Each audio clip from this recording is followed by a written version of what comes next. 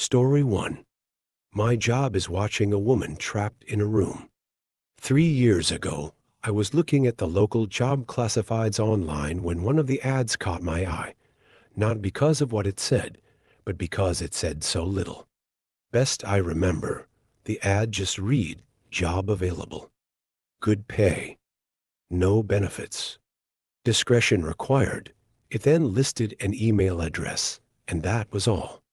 At the time, I was managing a music store, but I had already started hearing rumors we would be shutting down within the next year, and the likelihood of a transfer to another store was slim. I had been morosely looking at job listings for the last few days, but this was the first one that stood out, if only because I was bored, and it was weird. So I sent an email. Half an hour later, I had a response, telling me to go to a particular office building in an upscale part of the city at a precise time for my screening. I went, and after waiting for a few minutes in the lobby, I was taken into an office where I was given a series of forms and questionnaires to fill out. They collected them and told me they would be in touch. I had almost forgotten about the whole thing until a month later, I got a call saying I had moved on to the second stage of the hiring process. I was again given an address and time, and when I arrived this time, it was a different nice office park 20 miles away from the first one. I was met by a man who introduced himself as Mr. Solomon. He escorted me into a large room that contained a chair and a desk. On the desk were two large monitors, a keyboard and mouse, and a bolted-down metal box with two oversized buttons on it, one red and one green. He told me this room was a model for the place I would be working if I took the job. He described the job as follows. I would be working 7 shifts of 6 hours every week. My job would be simple. I would arrive at work 10 minutes early and enter an outer area that was like a locker room. I would have my own personal locker. I would store all belongings in the locker and change into the provided work clothes. I was never under any circumstances to carry any item of my own into the surveillance room. I was never under any circumstances to take any item with me from the surveillance room. As for what I was to do in the surveillance room, I was told that the monitor on the left would constantly show a live stream from a high-definition camera in a remote location. My job was simply to watch the camera. Once an hour, I would get onto the computer attached to the right monitor and enter a brief log describing anything interesting that occurred in the last hour. I would have no pens or pencils or paper, and I should never try to take any kind of written notes about the work. As for the red and green buttons, the red button was only to be used if there was an emergency. This meant something on the video or in my workspace that required outside help. The green button was to be hit if I saw something on the video feed that was particularly noteworthy. It would tell other people somewhere that, at least in my opinion, something interesting was going on. Solomon stressed that while I was given discretion on when to use this button, I should on the side of only using it if and when something of real significance occurred. He pointed out the camera on the ceiling of the room we were in. He said the real room would be the same. My work would be observed, and other people were watching the room on the video feed as well. He said I was only a redundancy in case other systems failed. He then smirked and asked if I knew what he meant by redundancy. I nodded, trying not to show my irritation. I don't talk that good to people, so sometimes they think I'm dumb. That's okay. Let him think that if he paid me good enough. The pay was very good. $35 an hour. This worried me. I was already thinking this was some kind of psych experiment or secret government job, which I was okay with. But that kind of money to sit and watch a screen? My mom always told me that if something seems too good to be true, it probably is, and this was seeming too good to be true. I asked if I was going to be doing anything illegal. Solomon laughed and said no. I asked if anyone was going to get hurt. Again, he shook his head no He said the reason they were paying so much was because they needed employees that were motivated to be professional and discreet. The work they were doing was important, and for various reasons it couldn't be discussed. If I took the job, I would have to sign papers promising I would never discuss my work there, or I could be sued or locked up. I'm only breaking that now because of everything that's happened. So I took the job, and because they wanted me to start right away, I had to quit the store with no notice. I felt bad about that, but I was excited about the new job too. It was a lot of money and seemed like easy enough work, if a bit boring. I was nervous that there was something more to it, but I told myself I would just have to see. No point in chickening out and wasting a good chance because I let my imagination go crazy. I was given the location of the job itself, and when I went there, I was amazed that it really was just like the model room I had been shown with only a few differences. There was a locker room you had to pass through to enter the surveillance room, and there was a small bathroom attached to the real surveillance room also. The real room had a small water cooler in the corner, but because I wasn't allowed to bring anything in with me, I had to eat before or after every shift. The biggest difference, of course, was that the monitors were turned on. The right monitor was just a black and white terminal, like you see in movies sometimes. I could type in my logs, but no internet to look at or anything like that. The left monitor. It was video from a room. You would call it a bedroom, I guess, because it had a bed in it, but it had lots of other stuff too. A TV, a sofa, and chairs, a couple of tables, and plenty of empty space in between. The camera must be high up in a corner, because I could see pretty much everything except for the far sides of furniture. At first, though, I didn't notice any of that stuff. All I saw was her. She looked to be a little older than me and was very pretty. When I first saw her, she was laying on her side on the sofa. That was the part of the room farthest from the camera, but the picture was very clear and I could tell that she was sleeping. I found myself leaning into the monitor more so I could see her better, and then I thought about what I was doing and felt embarrassed. It's like I was spying on her. A peeping Tom, my mom used to call it. I didn't want to be a peeping Tom, but I didn't want to be silly either. I needed to think about it slow. It was a good job. And I wasn't doing anything wrong, right? I wasn't hurting anybody. The woman looked fine. And the room was nice. She probably agreed to be there, and it's all some experiment or something. I was just overreacting. So I sat down in the chair and began my work. It didn't take long before I understood more.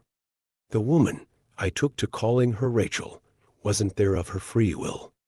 I never saw her hurt, but it was clear that she never left that room except to go into what I think is a bathroom area that my camera couldn't see. Well, she never left the room on her own. Periodically, usually a couple of times a week during my shifts, men and women in strange-looking outfits would come in and take her from the room. Sometimes she would struggle, but usually she would just go along with her head hung low. They would always bring her back, though the times when she wasn't brought back during my shift were always the worst for me. I would worry about her until I got to work the next day and saw her in the room watching TV. Or painting. She never looked hurt or even that upset except for when they took her, and even when she fought, they were always gentle with her. Still, I knew something was wrong. I considered quitting the job or hitting the red button and getting someone to come so I could get some answers. Or calling the police and showing them what the camera was showing me. Except I was scared. Scared of losing my job and scared of what these people might do to me if I quit or told on them. Solomon had told me when I took the job that part of being discreet was not asking questions. I would never be asked to do more than I had already been told, but I could never tell anyone what I did or saw, and I could never ask questions about what I was doing or why. So I made excuses. It was all an experiment. She was crazy or sick, and they were trying to help her. She was doing a job just like I was. Or if she really was a prisoner somewhere, at least I was watching to make sure that she was okay. If they ever tried to hurt her, or I saw that she really didn't want to be there for sure, I could get help then. In a way, I told myself, I was helping to protect her by watching. I don't expect you to think much of my excuses. I don't think much of them myself, especially now. But in my defense, when things changed, I didn't ignore it or try to explain it away. I knew something had to be done. Rachel would usually paint for an hour or two every day, and it seemed to always be during my afternoon shifts. The room had no windows as far as I could tell, but I guess she either used a clock or her own body's time to keep to a kind of schedule. I always liked to watch her paint. The thing she was painting was always facing the wrong way for me to see it, but I could see her face as she worked. She always looked peaceful and happy when she was painting, and seeing her that way, smiling serenely from time to time as she got something the way she wanted it, always made my day. I first noticed something was wrong when she started painting more frequently a few weeks ago. Her expression was more focused and serious, and there was a tension to her movements that I wasn't used to seeing. At first, I thought she was just really trying to work hard on something, and I wanted to tell her not to worry. Every few weeks, the others would come in and take the old paintings out anyway, bringing in a new stack of, I think the word is canvas. But it was more than her being focused. Something was wrong. She didn't look happy, and she was going for hours at a time. In the span of 3 days, she had finished 4 paintings. I had been growing more and more worried watching her work, and when she finished the 4th, I found myself telling her to just stop and rest a while. I had grown accustomed to talking to the monitor, talking to her in my own way. But she didn't stop. Instead, she began moving the paintings, arranging them on the back and seat of the long sofa at the far end of the room. This was the first time I had gotten to see any of the paintings. Even when the others were taking them out, they always seemed to be turned away from the camera. I was still worried about her, but I was also happy to finally see something she had worked on. Happy and amazed. They were beautiful. One was a beautiful green forest. Another was an old stone well. A third was a house sitting alone on a small island. The last was an old-fashioned-looking movie theater. All of them looked like something out of a dream, with trailing lines of color mixing in the air around them, like leaves caught in a wind. It was only when I looked close that I realized the lines of color weren't random. They were words.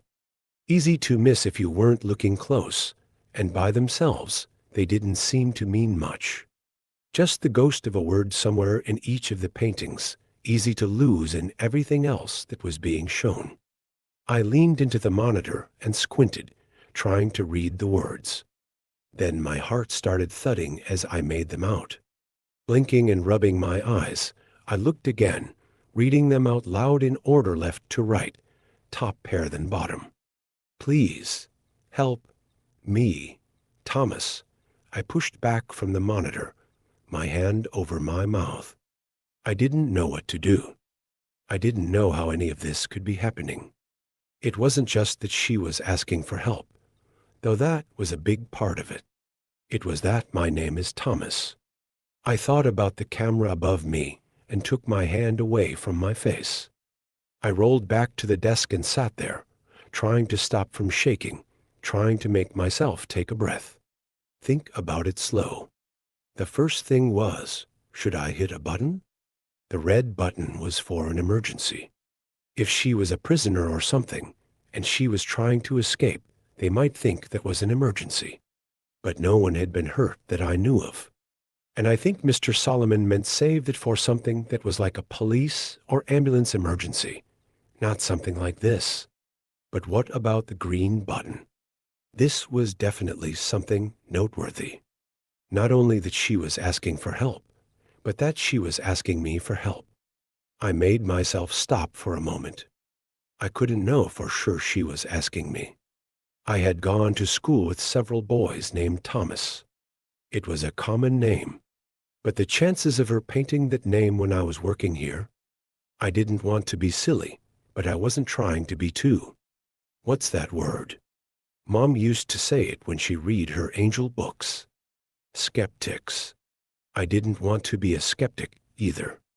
I had to believe it was probably meant for me, and that was something they would want to know. But should I hit the green button? My hands were drifting toward the metal box on the desk, but I hesitated. I didn't like breaking rules, and I was scared of what would happen if I broke these. If they really were holding her prisoner, then they were probably very bad people. But I didn't know that. Maybe they were good, and she was bad. But I looked back at the monitor for the first time since reading the words. Rachel was already moving the paintings back off the sofa, as though she knew the message had been received. A canvas in each hand, she glanced up at the camera as she moved across the room, and it felt like she was looking right at me. My chest tightened as my hands moved away from the buttons. No, I didn't think she was bad. I had watched her for years. I felt like I knew her, would know if she was bad. Strange as it seemed, in a way she was my friend, and I was going to try and help her. I spent the rest of my shift trying to act normal and think of what to do. I knew whoever else was watching might have noticed the paintings or seen how I acted, but I couldn't worry about that. I would try to play it cool and try to think how I could help her.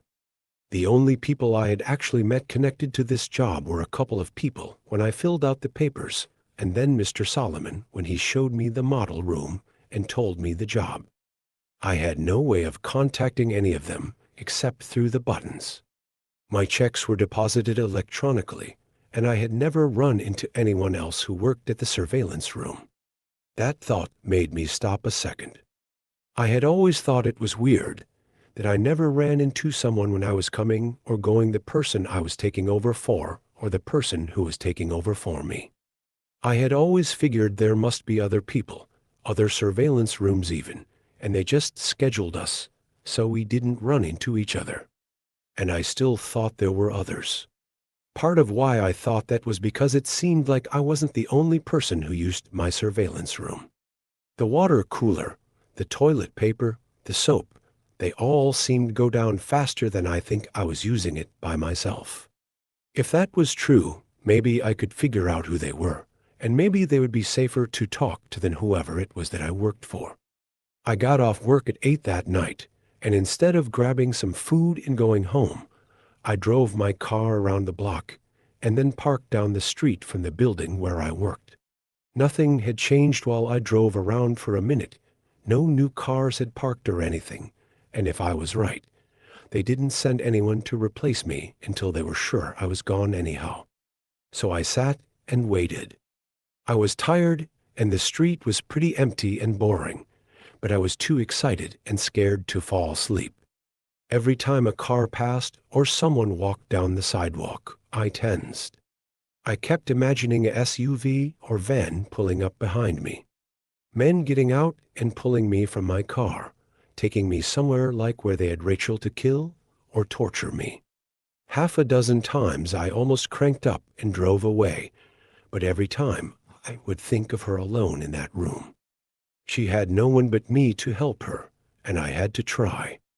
2 hours later, a fat, balding man parked and started heading for the building.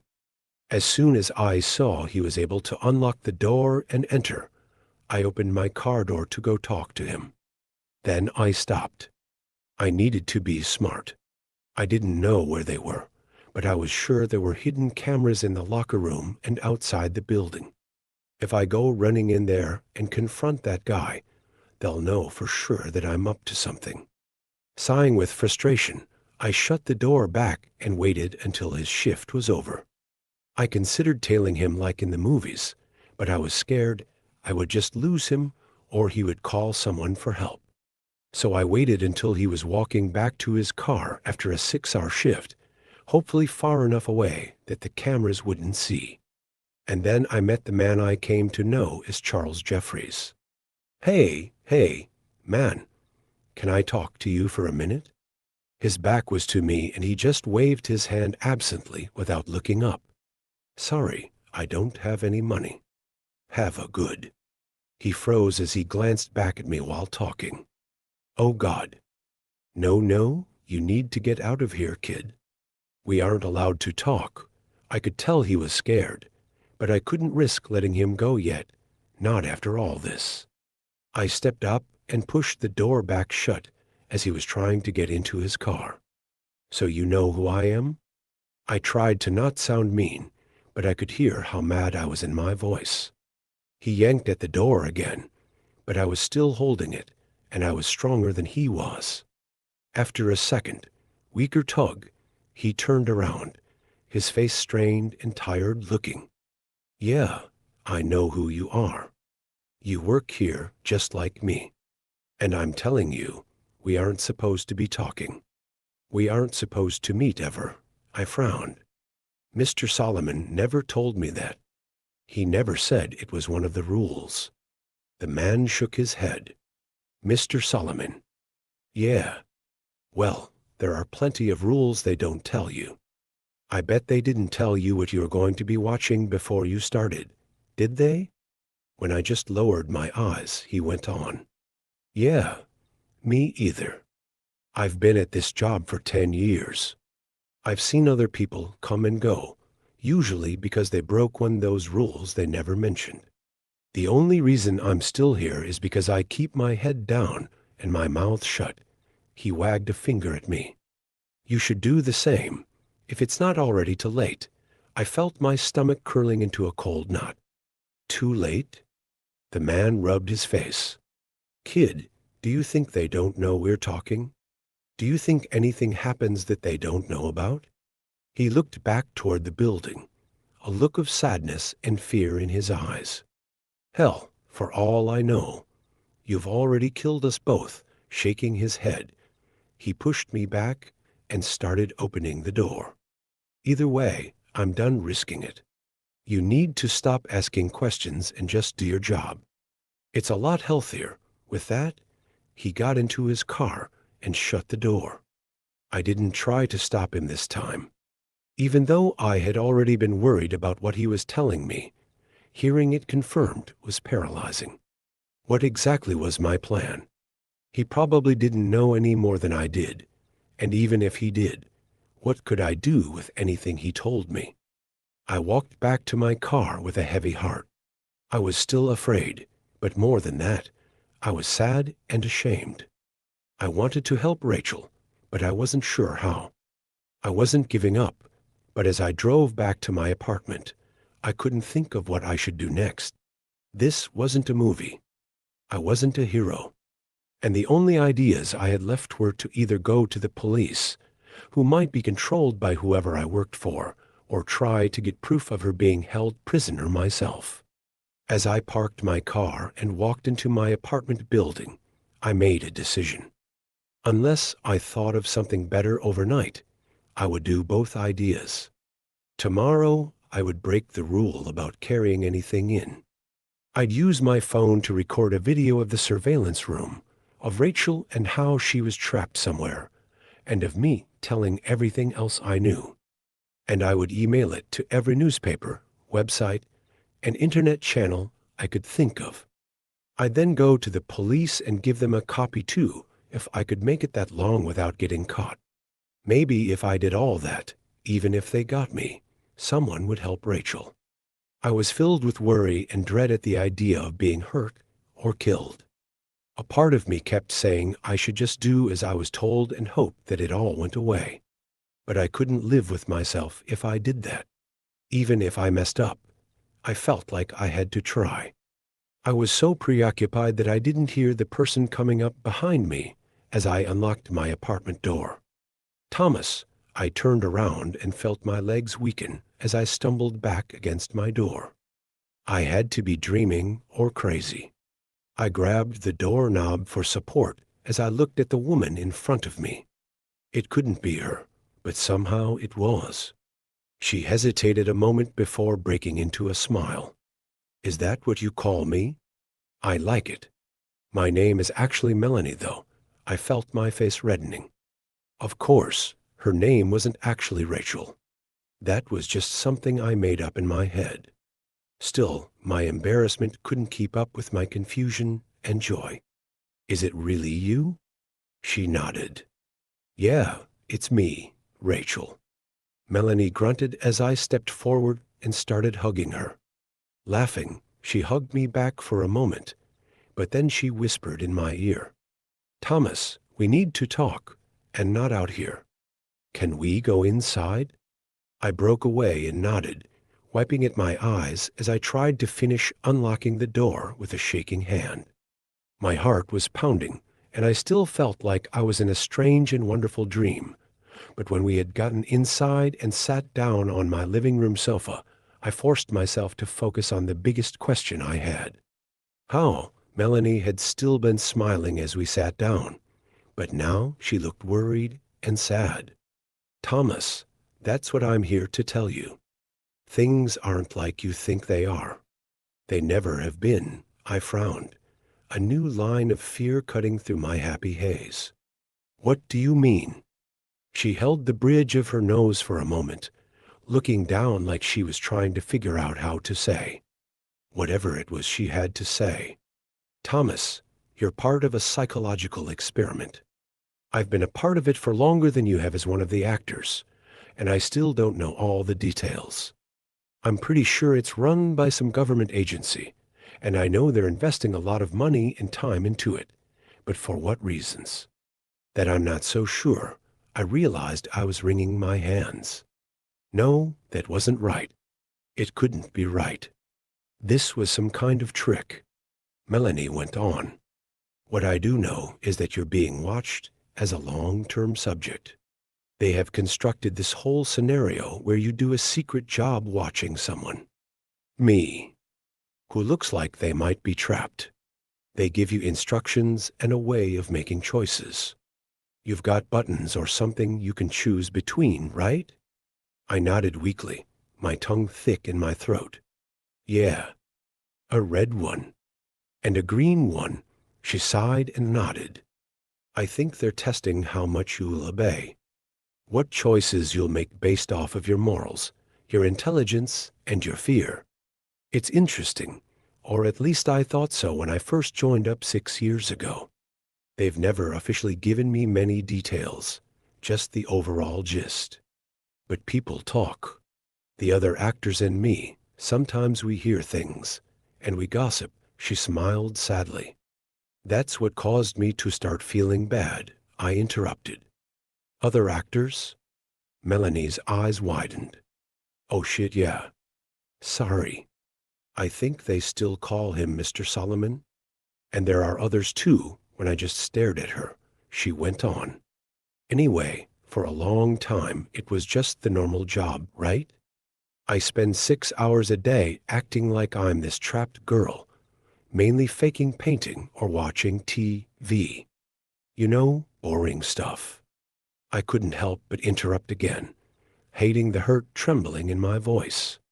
You fake the painting? You aren't really painting those wonderful pictures? Now, Melanie looked embarrassed. No, sorry. I can't paint a bit. I'm a pretty good singer, though. She tried to smile, but faltered. Reaching forward, she touched my arm. That's why they always have the paintings turned where you can't see them. They're already done beforehand. All you ever see is some blank canvases and, well, when they want me to show you something, her expression darkened as she went on. That's why I had to break the rules and contact you. When they started doing this hidden message, mind game bullshit, I got worried. Worried you would take it too serious. That you could get hurt, or even hurt yourself. As soon as you left your shift tonight, I talked to one of the guys in the video department. He told me about how you had reacted. Showed me how you were still parked down the street from the building. I drove over. The bedroom set is in a building outside of town. I saw you sitting in your car, and I almost approached you then, but I was scared of getting caught and fired. So I parked and waited until I could follow you somewhere else and let you know I was okay." She blinked back tears. "I'm ashamed to say I almost left a couple of times. I don't want to lose this job, and I tried to tell myself you would be okay after a day or two. I could get them to change the script enough that you felt like I was okay and wouldn't worry too much." I felt an angry heat growing in my chest. "Well, that's nice of you." She looked up, her eyes red. "I know. I'm a shit. I'm so sorry. I was being selfish and cowardly, but I didn't actually leave. And then when I saw Charlie leaving the building, saw you running over to talk to him, I knew they were escalating it even further." "Charlie?" Melanie rolled her eyes in frustration. "Shit, yeah. Sorry. Charlie Jeffries. He's another actor. In an earlier version of the experiment, he actually played Mr. Solomon, but they decided he wasn't scary enough, so now he's usually in one of the suits. He's actually done that for your version a lot. You just can't recognize him under all that getup they wear." I kept curling and uncurling my hands on my lap. It was all too much. I felt like a pinball going between anger and relief and embarrassment and confusion. So all that stuff he told me, that was all just to scare me? See how I'd react? She nodded as she sniffled and wiped her nose with the back of her hand. "Yes, I'm sorry. That's why I knew I couldn't wait any longer to tell you. I could see how worried and scared you were going back to your car." I pulled my arm back from her touch. "Well, thanks, I guess. At least you stopped me before I went to the police and looked like a joke in front of them, too." I just wanted her gone, her sympathetic, pitying eyes off of me. "Thanks for stopping by and letting me in on it." I tried to make my voice sound hard and unfeeling, but it came out watery instead. Standing up, I turned away from her so she couldn't see as I started to cry. "If you don't mind, I, uh, I need time to think about everything. It's a lot." A moment passed and then her hand was on my shoulder. "Thomas, you don't have anything to be embarrassed about. They are very good at what they do. All you did was what you thought was right. Because you're a good man," I shrugged. "I thought that you were in trouble and I wanted to help." She gently turned me toward her, and when I looked up, she smiled and sniffed again. "I know, but you need to realize, most people wouldn't have tried to help. Not when it meant giving up their job or risking themselves like that. Not for a stranger." I wiped at my face as I looked away. "Well, I still feel dumb, but I'm glad it's not real. I'm glad you're okay. That we both are." I paused and caught her eye again. "We are, aren't we? Safe, I mean." She hesitated before nodding. "Yeah, I think so. Like I said, they have a lot invested in whatever this is, and the fact that they're willing to go as far as they have with you makes me wonder, but I've never seen any signs of anyone getting hurt. I think the worst that could happen is one or both of us gets fired." I felt my face getting red again. "Oh, don't worry about that. I'm going to quit tomorrow. I'll finally get to hit their damn buttons. Maybe both of them." I started to smile, but then I saw the look on Melanie's face. "Thomas, please don't do that. I don't think they would hurt us, but if you up and quit, they'll figure out I've talked to you. I don't think they watch us all the time, but I don't know what they can find out. You know, tracking cell phones, spy satellites, whatever. I'm taking a big risk just being here, and I don't want them catching on." I took a step back from her. "So you want to keep getting paid to trick people like me?" She reached out and grabbed my right hand. I had been clenching it unconsciously, and it relaxed at her touch. "No, I don't want to. But I wasn't expecting this.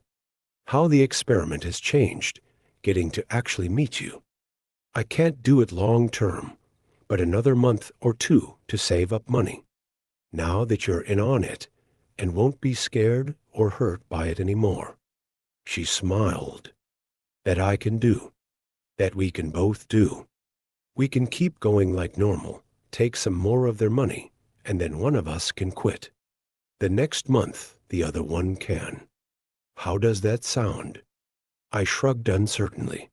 It made some sense, and once I had calmed down, it would probably make more. She gave my hand a squeeze. And when this is all over, I want to get to know you better. I know I've been playing a role, but for the most part, that's been me you've been watching all this time. I think it's only fair I get to see more of you too, she blushed. Assuming you're interested in that. I felt my hand growing clammy in hers as my stomach fluttered. Well, I mean, yeah, I would really like that. Swallowing, I added, how long do we have to wait to see each other again? Melanie grinned at me. Work another month or so. Save what you can. And then quit.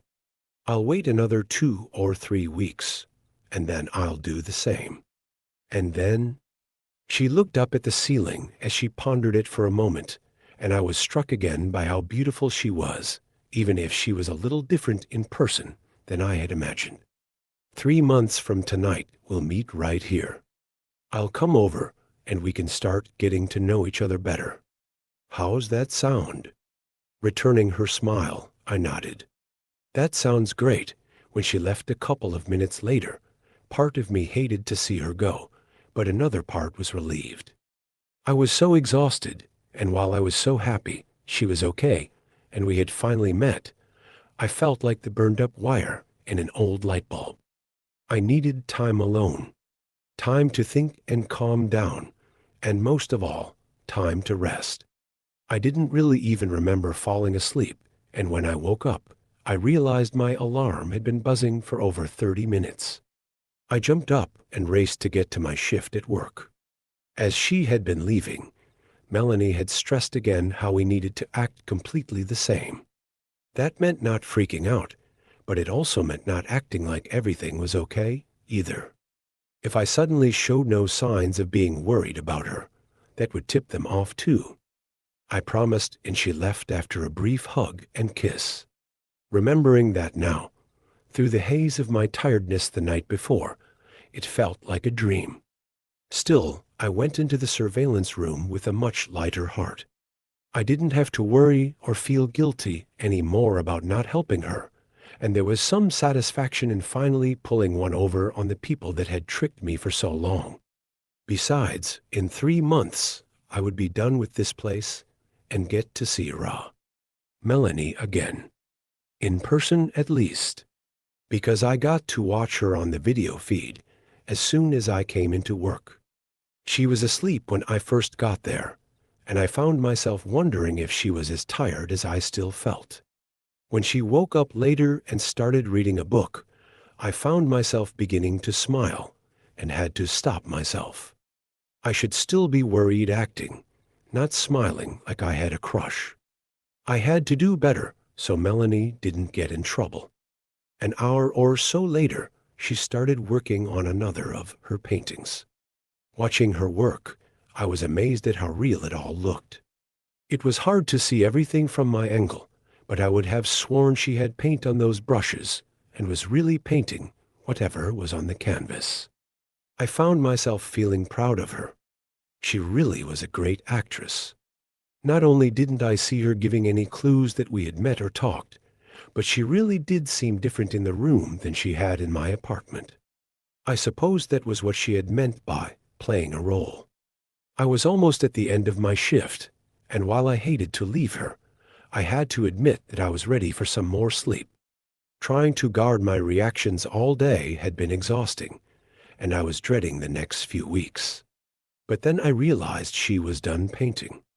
I expected her to just go and do something else, but instead, she picked up the canvas at its edges and carefully walked it over to the sofa. Her body was blocking it at first, but then she stepped aside. It was a painting of a massive tree. The bark was a dark red, with a huge twisting trunk that broke off into a dozen branches.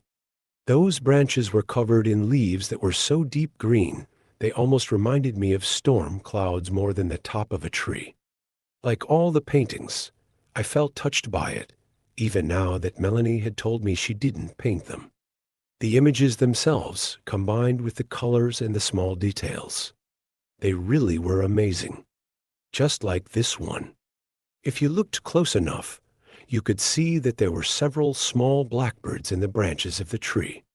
It was funny, but they almost looked like they were. It almost looked like they were made out of words.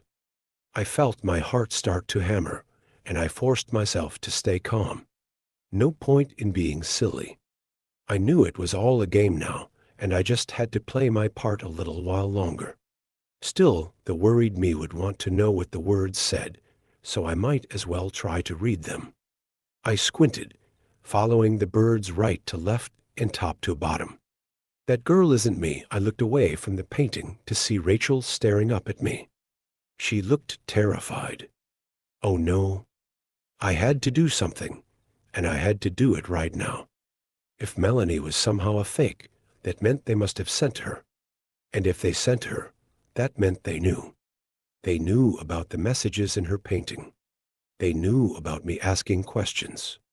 And they knew I didn't hit a button during any of it. I felt panic and fear crawling up my chest, making it hard to breathe. Standing up, I started pacing, periodically glancing back at the monitor to see if Rachel could help me, tell me what I needed to do next. But she had laid down on her bed. It was hard to tell for sure with her back to the camera, but I think she was crying. No, I needed to fix this. Get her out of there. And if I didn't have a better plan, I just have to go with the one I already had. Feeling the hard eye of the ceiling camera on me, I went to the door and stepped back into the locker room. My phone was in my locker, and after messing up the combination the first time, I got the door open and got it out. Gripping it tightly, I tried to hold it by my side casually, but I knew there was little point. If they knew everything, I wasn't going to be able to hide anything. I just had to try and be fast, get some kind of message out to people that could help Rachel before they got to me. I opened the camera on the phone as I re-entered the surveillance room and hit record. It made a small beeping noise, and once I was sure it was recording, I turned the camera on myself. My name. My name is Tommy. Thomas Calhoun. And my job is watching a woman trapped in a room. This is not a joke or a movie or whatever. This is real. For 3 years, my job is to sit in this room. I moved the camera slowly around the room, taking in the door to the bathroom, the water cooler, the desk with the monitors, keyboard, and button box. And watch a video feed of a woman locked up in a bedroom somewhere. I stepped closer to the desk and made sure the monitor showing Rachel was clear and in focus. I didn't know this woman was a prisoner at first, or I tricked myself into thinking she wasn't because the money was good. Either way, I know she is now. She is in danger, and so am I. After lingering on video of her for a few more seconds to make sure every detail could be seen, I turned the camera back on myself. I had to hurry, or the video might be too big to send quickly. I was trying to stay calm, but I felt myself tearing up as I went on, and I did my best to keep my words clear. Please help her. I don't know where she is. I don't know who has her, because I don't know who I really work for. But they are bad people, and she is not safe. All I know is that I work at a building at Redacted Right outside of San Antonio. Per Nasleep rules, to be clear, this address is not real.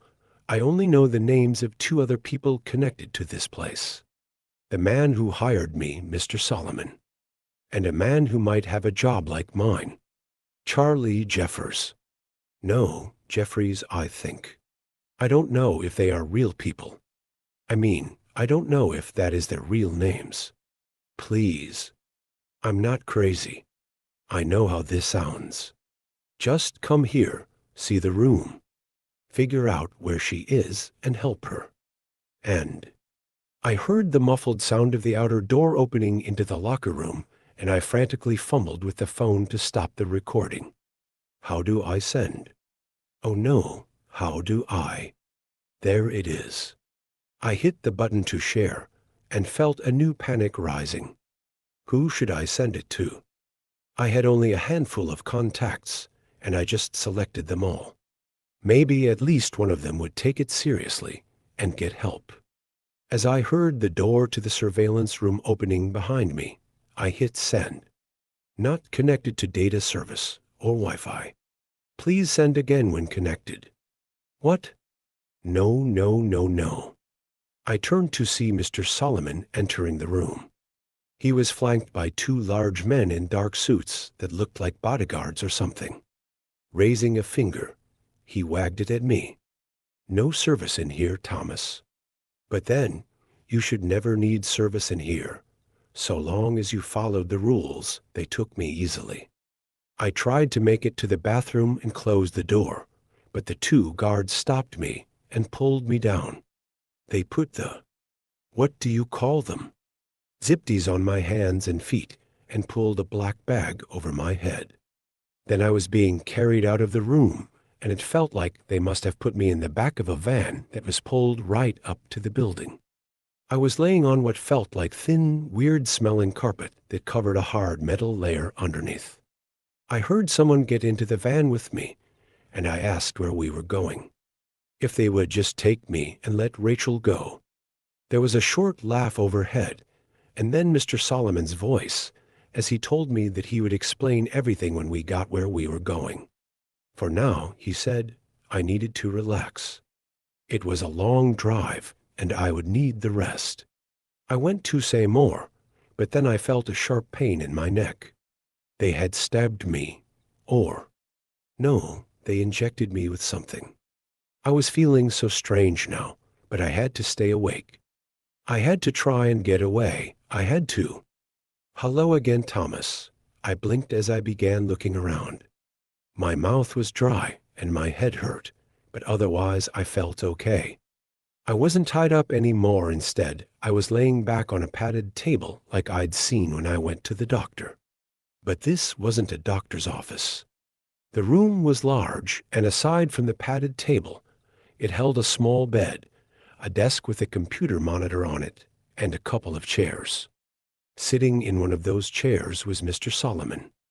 I raised up slowly, blinking at him. Where is she? Is Rachel okay? The man smiled. You really are something, Thomas. Trying to be the hero, even if you don't quite know how.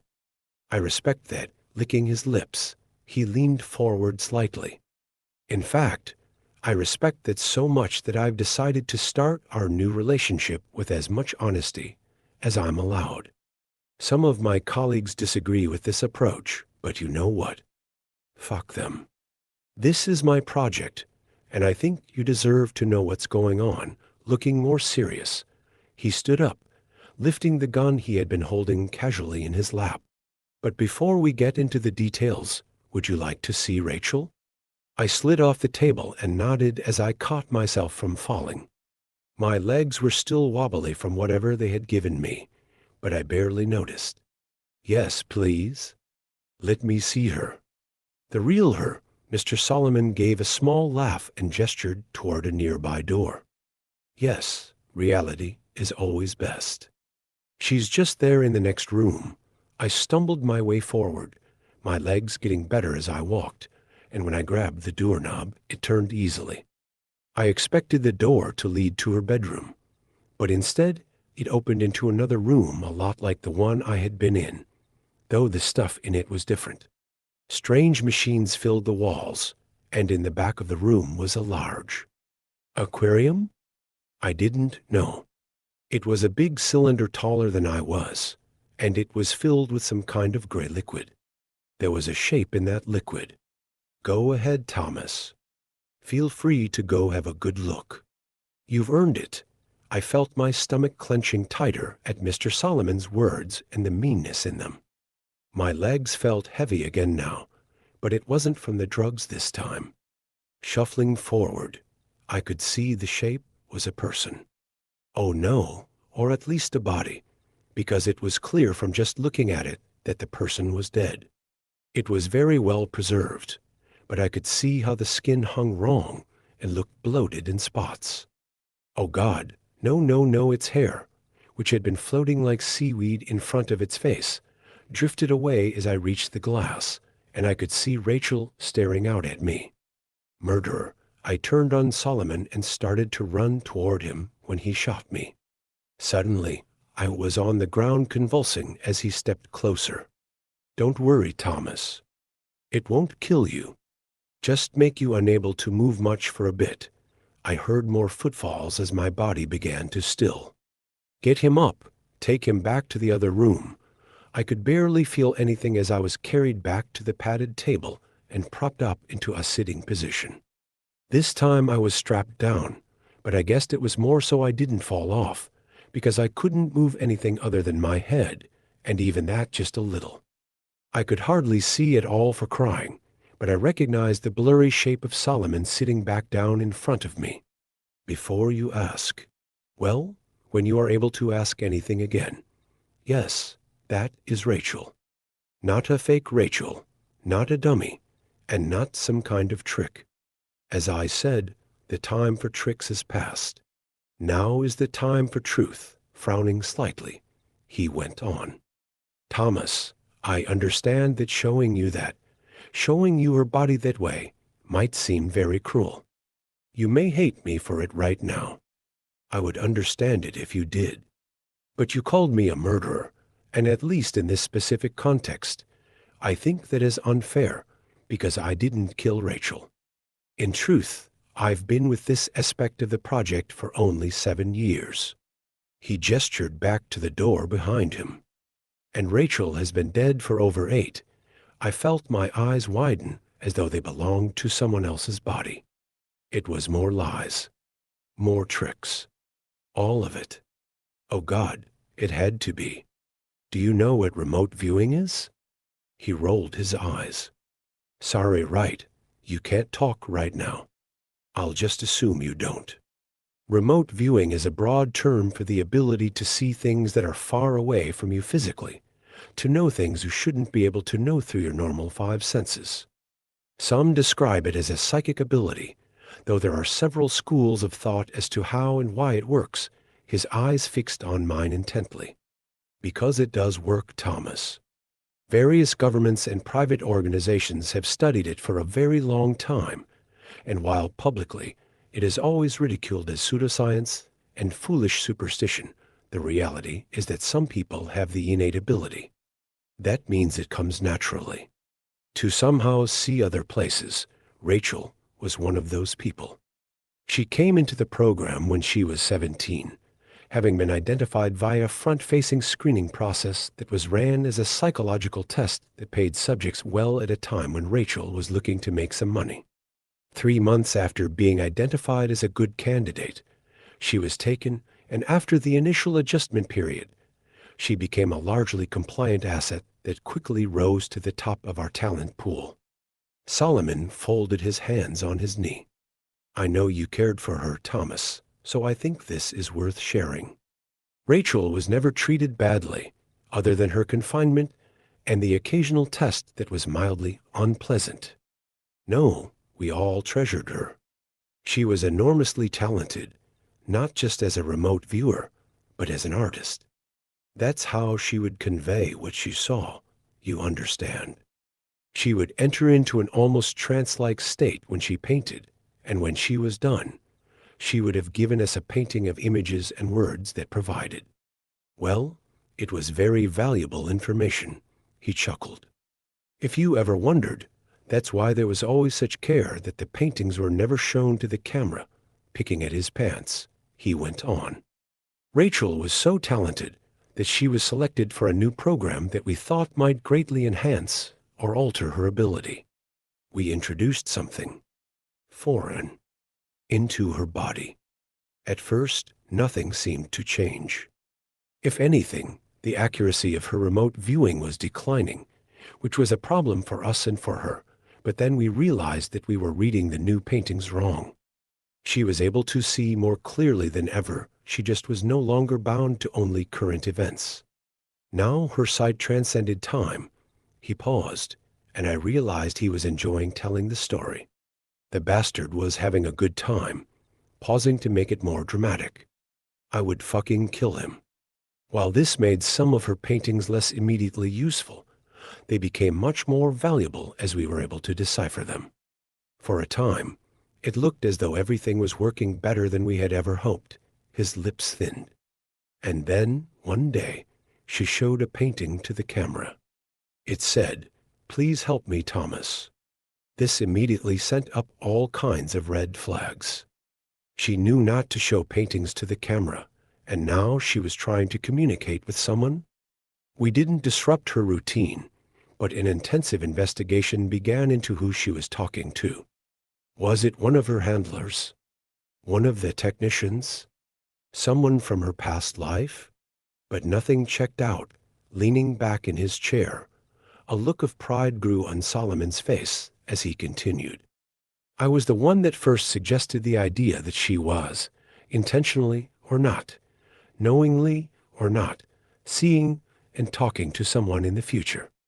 I was still an outside consultant at the time, but by that point, we had more strange behaviors from her, including the second message painting, "That girl isn't me." My theory made some sense, but it very quickly ran into a greater obstacle.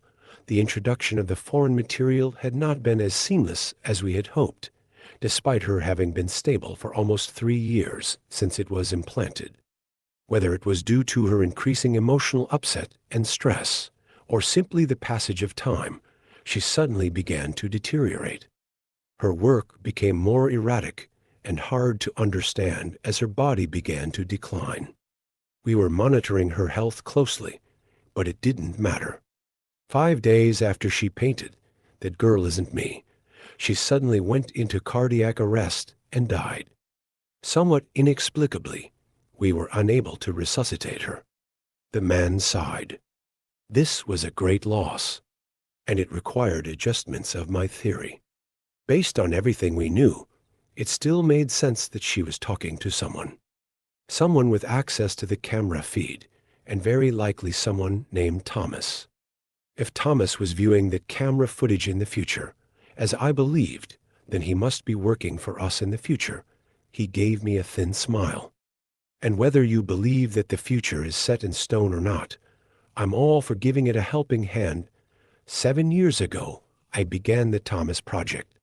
Over the course of that time, I have overseen the screening and hiring of 43 men named Thomas at several different sites, all with one very specific job: to watch the videos of Rachel from just before her implant to the time of her death. I tried to speak, but my mouth still wouldn't work.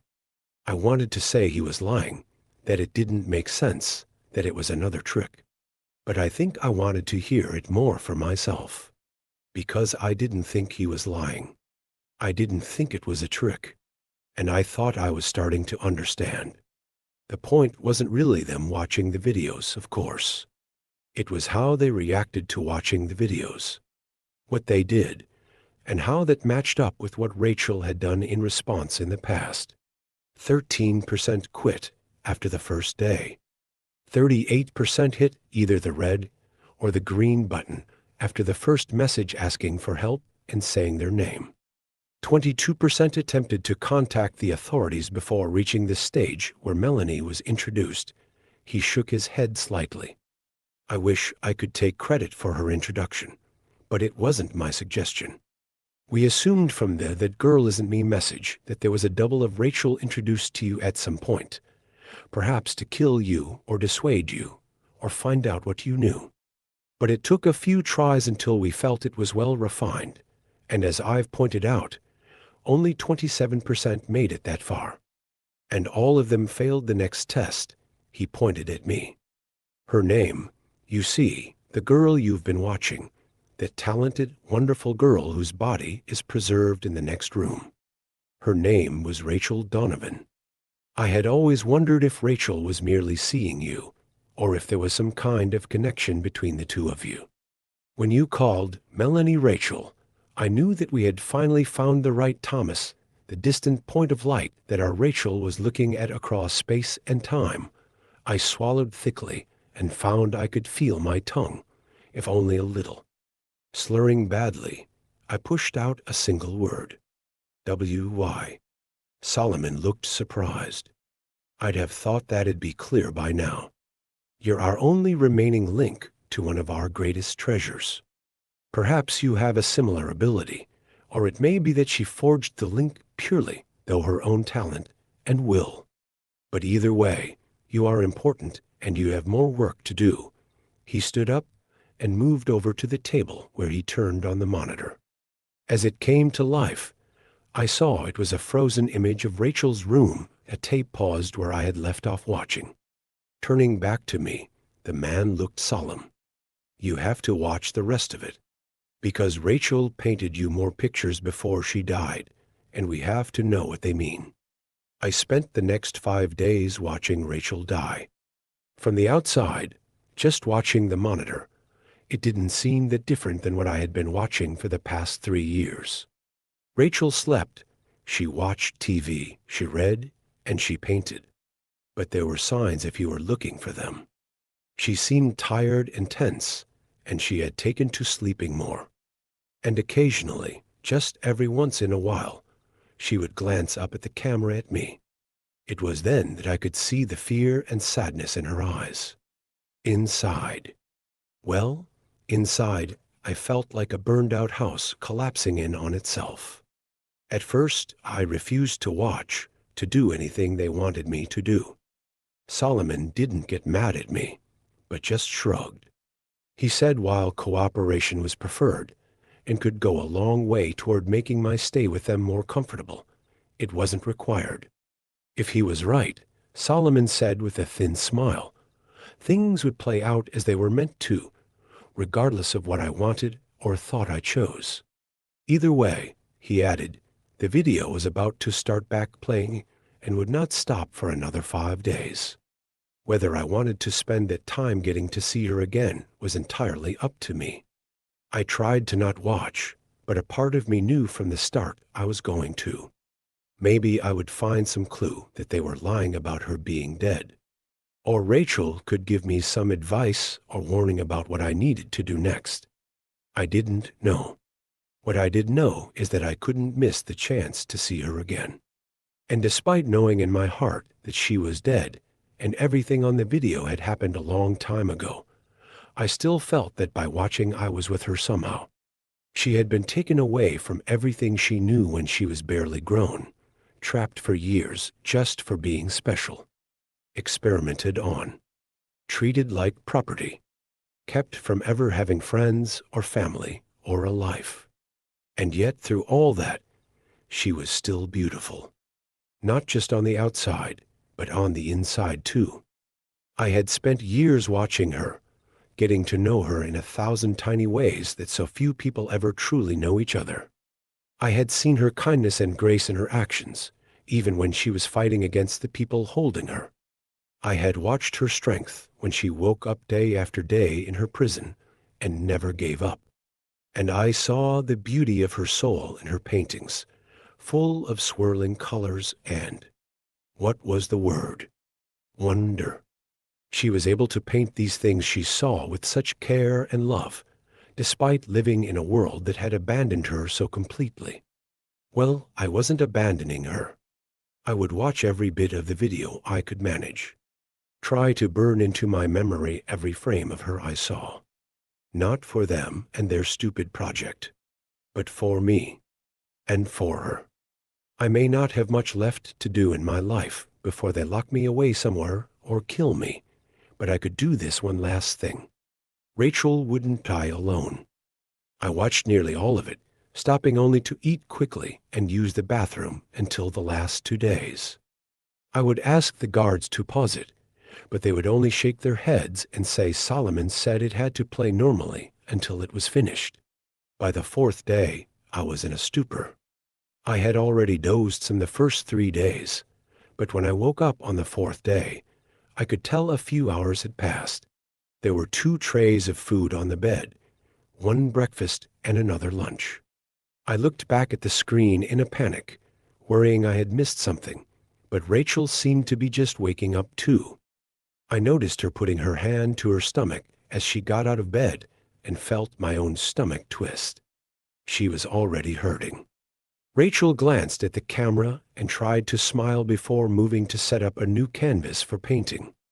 This was the second of 3 paintings she did in those last days. The first had been the inside of an old-fashioned movie theater from the viewpoint of someone sitting in a back row.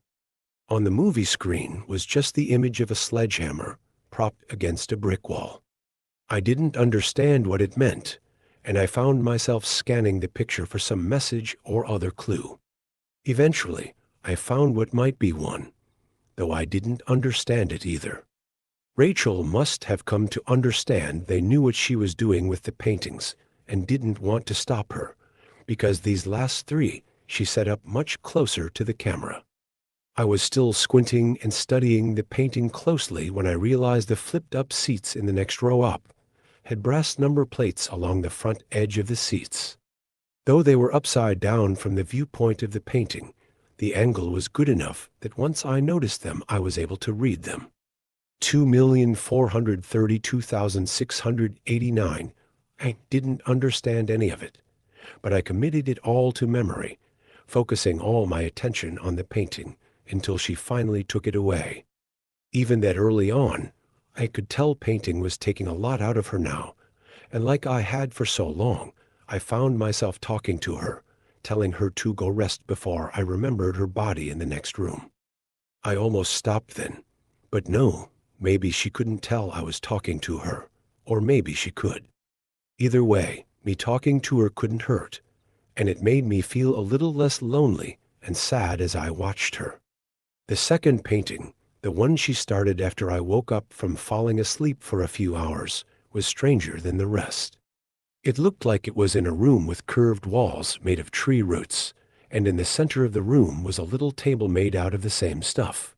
Some of the roots around the room were a deep red, but other parts, including the table thing, looked burned and black.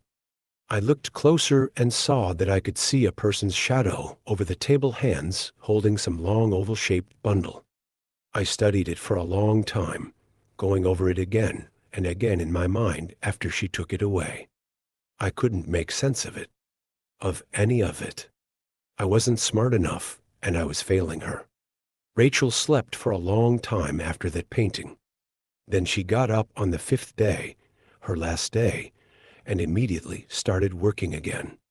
This time she was painting faster, and while I saw her wince occasionally, she never lost her look of determination as she slashed lines and colors across the canvas. When she was done, Rachel picked up the painting and turned it toward the camera, giving me a small, tired smile as she was blocked from view. It was looking out from the front porch of a house somewhere. It was out in the country, and the morning view of the yard and the land beyond were wonderful, but closer up the painting was of 2 hands. Holding on to each other tightly, their interlocked fingers seemed to glow red and orange in the light of the rising sun. I found myself crying as I looked at it. Part of it was because I didn't know what it meant, and I felt a growing sense of desperation at the thought that Rachel's last works might be wasted on me. Part was because I knew it had been 5 days, and I could sense I was close to the end. To her end. But there was something more to it than all that, too. The last painting, even with everything else in my head and my heart pulling me down, gave me hope. Hope of what? I didn't know. But I started to think that maybe the only message Rachel had for me in that last painting was that somehow, somewhere, everything would be okay. Outside the edge of the painting, I could see motion in the room. People hurriedly coming in with some kind of medical equipment. And then the monitor went black. You've done well, Thomas. Very, very well.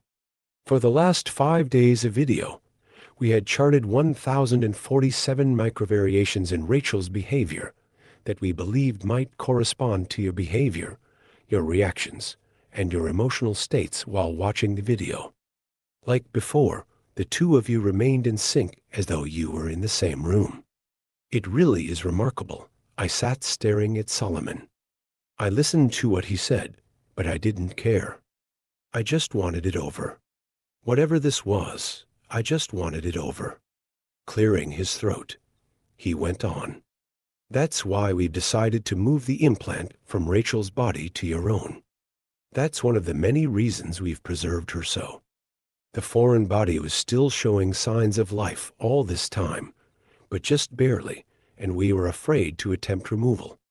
Our hope is that, given your connection to Rachel, it will accept you. Perhaps even thrive in you more than it ever did our girl. I was suddenly on my feet, and it was only the raising of Solomon's gun that stopped me from attacking him. Don't you fucking talk about her like that. Like any of you gave a shit about her. I'll fucking kill you. Solomon's face darkened slightly as his lips thinned. No, you won't. But if idle threats make you feel better, go ahead. It will only make things harder, not easier. Feeling a stab of panicked fear, I sat back down. What is this thing you're going to put in me? The man looked at me for several seconds before responding. I'm tempted not to tell you after your stupid and frankly hurtful outburst. But I'll be the bigger person, letting out a small sigh. He went on. Thomas, somewhere there is a tree. A very special tree. We suspect it is the same tree that Rachel painted for you that time, though we cannot say for sure, as we have never been able to find it. It is either hidden away very well, or it is able to hide itself from those it wishes. I just looked at him, trying to kill him by just wanting it to be so. In any case, we have the next best thing. An ancient clipping from the tree, secured at great cost and sacrifice, and studied for a long time without much success. We have, however, in recent years been given advice that this clipping could be grown in the right soil. We thought that soil was Rachel, but while it did develop further inside of her, she died before the necessary growth was finished. Leaning forward, he smiled at me. We have it on fairly good authority, however, that you might succeed where she failed. I fought them when they came, but it didn't matter. I woke up some time later with a dull ache in my chest and a small, already healing scar on my upper stomach. I didn't really feel that different other than the little bit of pain, but I knew that would change with time. Maybe I had more time than Rachel, or maybe I had less. It didn't matter. I just... Wait, what was that? There was some kind of soft voice. Coming from where? It wasn't in the room. It was in my head. I felt a thrill of excitement. Maybe this was Rachel's voice. She had somehow stayed in the tree thing they had put inside me. But no, I had never heard Rachel's voice, but I sensed this wasn't it. This voice was too delicate to really be heard or understood, and it reminded me of music coming from a distant room that you felt in the back of your mind without realizing it. It was a melody, a kind of song, but it wasn't Rachel's song. I realized with a shiver that it was the song of the thing inside of me. At first, I was afraid, but that didn't last long. It wasn't trying to hurt me. It was trapped here just like I was. But it started to sing. It was time for us to be free. I stood up and walked to the door, and as I did so, the lights went out. The door in front of me clicked, and when I reached out and turned the knob in the dark, it opened easily. How was this possible? And if it could do this, why hadn't it helped Rachel get out? There was no answer, but there was also no time.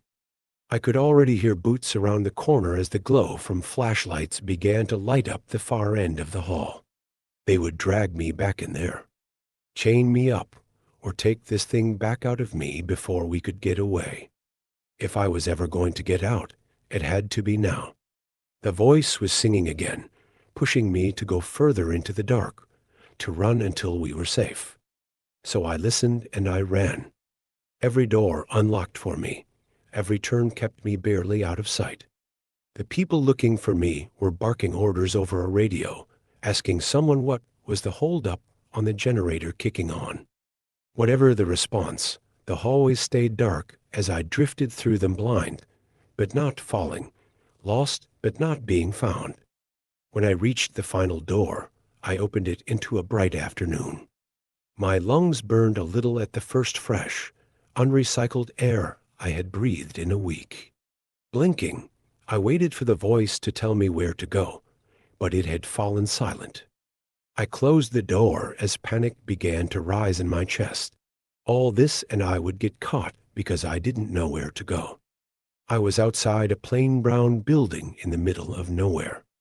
There was a road going off to the right, and to the left there was Rachel's forest from her first painting to me.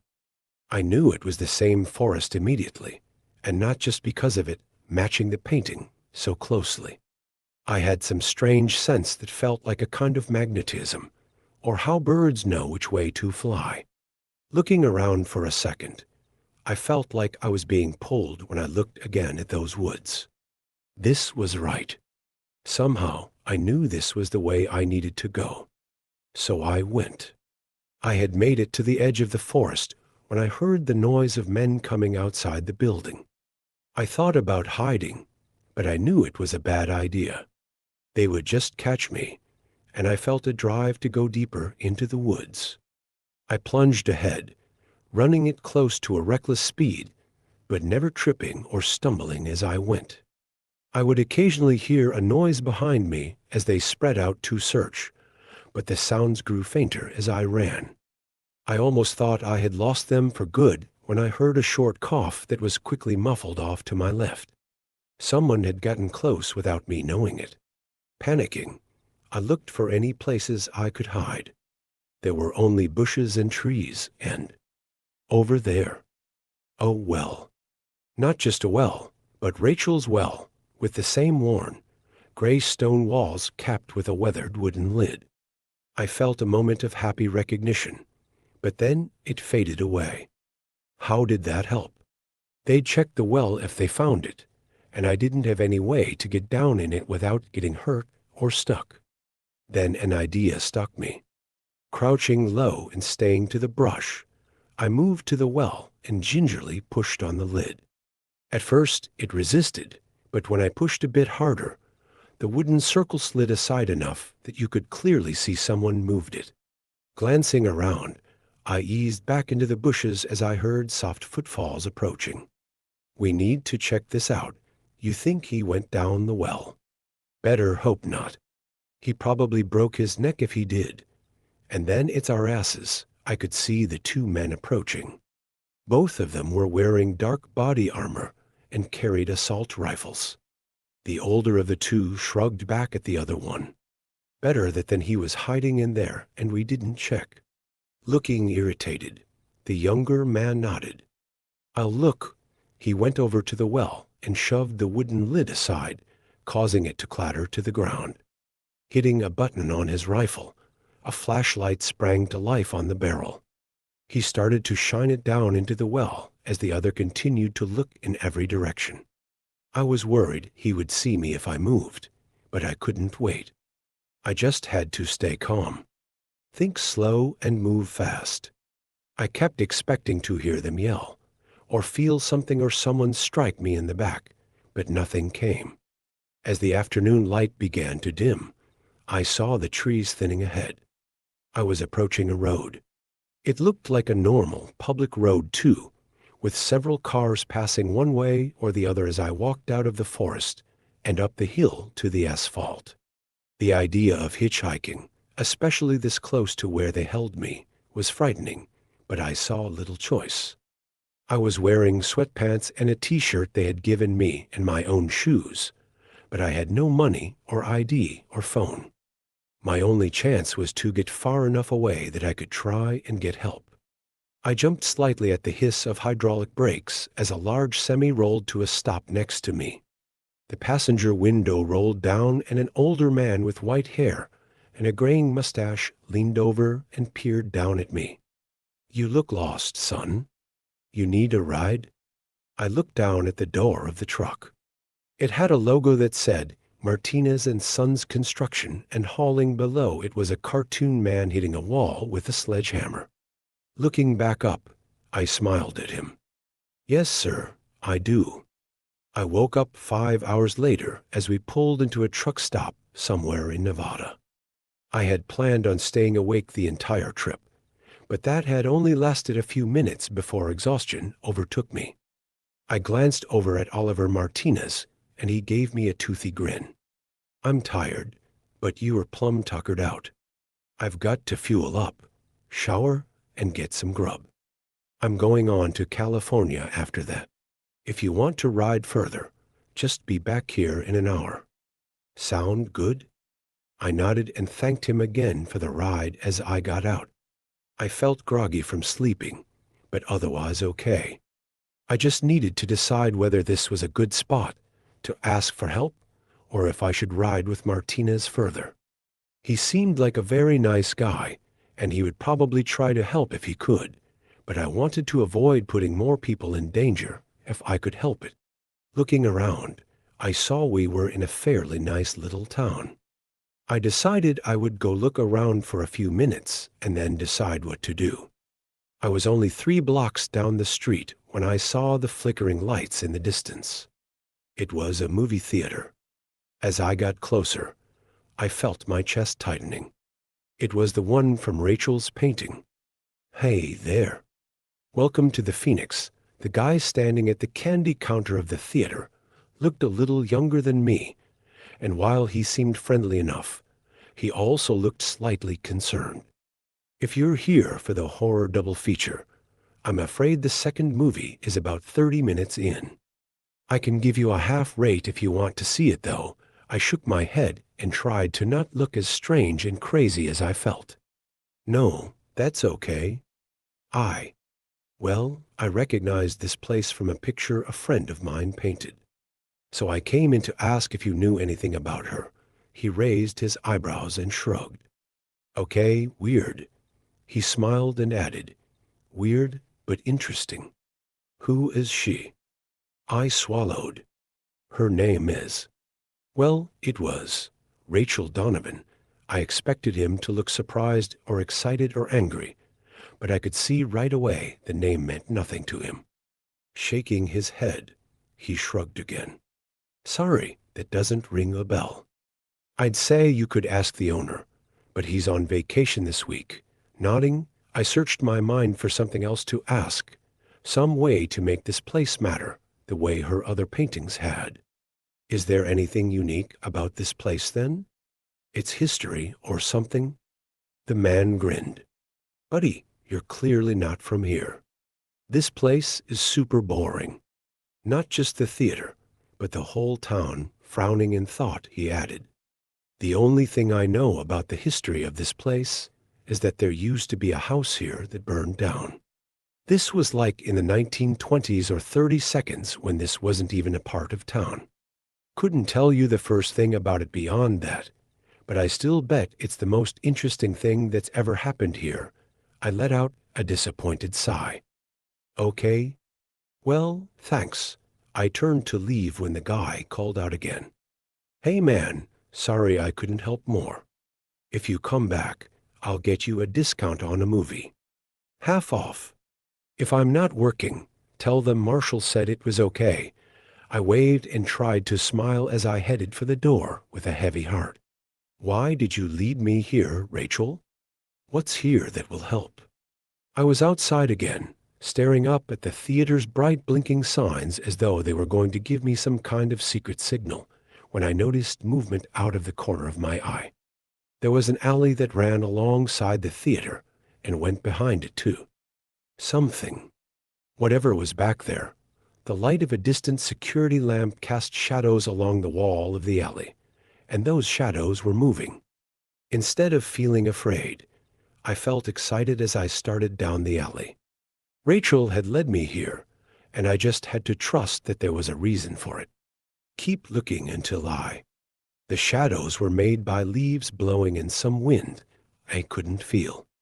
As I got to the far end of the alley, I saw there was a small backyard behind the theater, surrounded by a chain link fence, and on the other side of that fence was the tree from Rachel's painting, with its deep red twisting bark and foam of green leaves waving to and fro in the night air. I felt a surge of warmth in my chest as the distant singing began again. This was the place, the special tree that could not be found unless it wanted you to find it. It sat at the edge of a small overgrown lot, surrounded on all sides by buildings and yards, somehow forgotten when whatever this land had once been was divided up, and despite its location, I had a strong sense that I was the first to see it in a very long time. Climbing the fence, I felt a jagged wire dig into my leg and rip my pants as I fell over the top. I was bleeding a little, but I hardly noticed. I could smell the tree now, and it was a rich, good smell unlike any I had smelled before. Reaching out to it, I felt the singing grow louder as I touched it. I felt stronger and less afraid then, and when I saw the light opening up at its roots, I didn't tremble, I smiled. There was a hidden tunnel under the tree, a tunnel filled with sweet-smelling air that was like the tree smell, but also different. And the tunnel wasn't dark, no, not at all. It glowed with its own golden light that called to me, urged me forward. Rain was beginning to fall as I looked around the dark lot. I had the thought that I was leaving this world behind, and I found I didn't mind that much at all. The tunnel had continued to grow, slanting down gently and tall enough that I walked in without stooping. The roots of the tree went on, woven through the dirt walls as I went deeper. I looked back and saw the tunnel had closed behind me, but I wasn't surprised. The way forward was the only way that mattered. I walked for what might have been hours, but I never felt tired or hungry. And I never worried I was lost, though I had no idea where I was or where I was going. Still, I felt a surge of happiness and excitement when I turned a corner and saw something in the tunnel ahead. As I got closer, I realized it was a brick wall, but just as I began to think I had found a dead end, the wall faded away, revealing a dark room. I paused at the edge of the tunnel, looking out at the floor of what looked like a basement. It was empty, but in the light from the tree, I could make out something scratched into the floor. It was the number 2. I felt my pulse quicken as I thought back to Rachel's painting with the theater seats, and then I stepped out into the room. It was the empty basement of a house, and as I went up the stairs and opened the door, I saw that the rest of the house was empty as well. No lights were on, but bright sunlight poured in through every window, and in the distance, I could hear what sounded like small waves crashing on a beach. I wanted to go out and see where I was, but I forced myself to check the house first for any people or clues. But there were none. The house was utterly bare of any sign of people other than the number scratched into the floor below. My nose tingled with salty air as I stepped outside. The house was near the beach on what I soon figured out was a small deserted island, and I realized with little surprise that I recognized the house from Rachel's painting. As I stepped off the porch, I saw no signs of people, but I wasn't entirely alone, because sitting some distance from the house was the tree. I knew it couldn't be the same tree as in the abandoned lot, but at the same time I knew that it was, or at least a different part of the same tree that made the tunnels and appeared in my old world in whatever place this was. Because I had started having that thought as soon as I stepped out of the house, I didn't think this was my world. Not exactly. I could see a larger island some distance away, and it might have people on it. Hotels and cars and planes. Or it might not, as those things might not exist here. Either way, my newfound intuition was growing stronger, and I could tell that what was it called? The con. No, the texture of things was different somehow, if only a little. Not bad or scary, just different. Still, after a couple of hours exploring the island and checking the house, I began to feel terribly lonely, even with the tree nearby. I decided to go back into the tunnel and keep going. The basement wall faded away as I walked up to it, and I entered the tunnels again. It was only a short time later that I found my second version of the house. Much like the first, the wall faded away into a basement, but this one was far from empty. It was a workshop of some kind, full of tools I wasn't familiar with. I glanced down and saw 43 scratched onto the floor.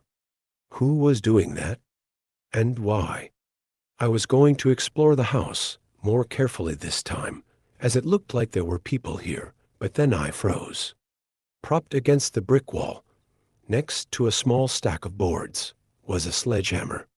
Trying to be quiet, I crept over and picked it up before heading back into the tunnel. When I was little, before Daddy died, he had loved to hunt.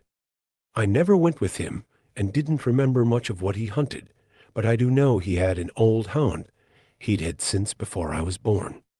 The dog had only loved him well, him and being on the trail of something. When Rocker, his name was Rockefeller, got a scent, it was like he was in a trance. He would go and go, this way and that, and to look at him, it looked like he was having a fit, both lost and certain at the same time. But whatever Rocker knew or didn't know, he always found what he was looking for. I felt like Rocker now. I was moving faster and faster as I went down this turn and that. I felt like I was on the trail of something or traveling on memories I didn't have.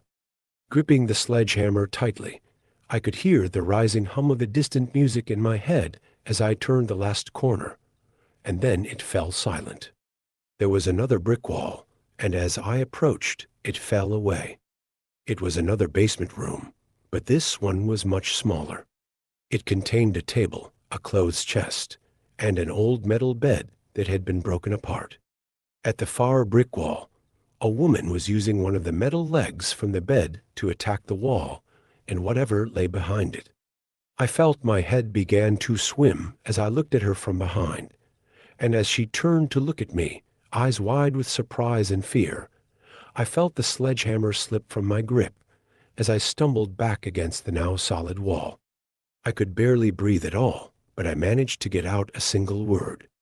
Rachel. The woman looked at me, her expression less fearful, but still guarded. She had the bed leg partially raised in warning. Yeah? Do I know you? It was her, but it wasn't, much like the tree on the island.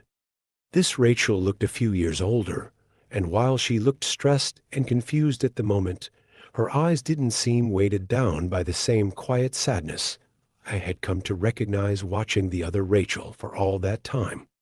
Still, I didn't know how to answer her question and not sound creepy or crazy. I stared at her for a second, floundering, when she asked another. You came out of the tree tunnel, right? I nodded, grateful for something I could answer easily. Studying me, she said. Where did you come from? Before the tunnel, I mean. I flushed as I tried to think of the right words. Well, I came from Texas. Originally, I mean. She grinned at me for a second before catching herself and trying to look serious again. Yeah, okay. But do you know how the tree works? How did you find out about the tunnel? How did you get here? Sighing, I rubbed my head and just started into it. Look, I know this will sound crazy, but I had a job watching a woman trapped in a room, and that woman was you, or another version of you, and she asked me for help, and I couldn't help her, and then they took me. And I found out she had been dead for a long time, but could see me in the future, and then they put something from the tree in me that had been in her, that killed her, and then I escaped, and then I figured out where to go to. Find the tree from things she had painted, and I somehow knew how to go in the tunnels to find different spots.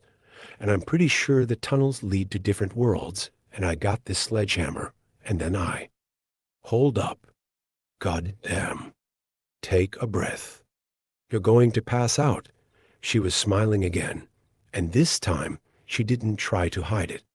She looked over what was left of the bed to where the sledgehammer was laying on the floor. And did you say sledgehammer? Whack. So yeah, I believe you. Whack. I've been in those tunnels too. My ex-boyfriend tricked me into moving here so he could tie me to the tree in his place. Whack. Well, not tie me to the tree, literally. Take his place as. What? The tree's buddy or something. I don't really know. It's all pretty fucked up, and I don't understand all of it. Whack. But what I do understand is that the fucker walled me up in here. At first, I thought I could just pry loose some bricks over time, but nope. He put a layer of concrete on the outside this time. Good old Phil. Or Justin. Or whatever. I mainly think of him as fuckface now. Whack. This is taking forever. I stepped up and put my hand on the sledgehammer. Let me do it for a bit. We can take turns. We had cleared away even more brick than she had already managed, but the concrete wall was only starting to show small cracks. I wanted to just keep looking at her, have her talk to me, but I knew she was tired. She nodded reluctantly and let go of the hammer.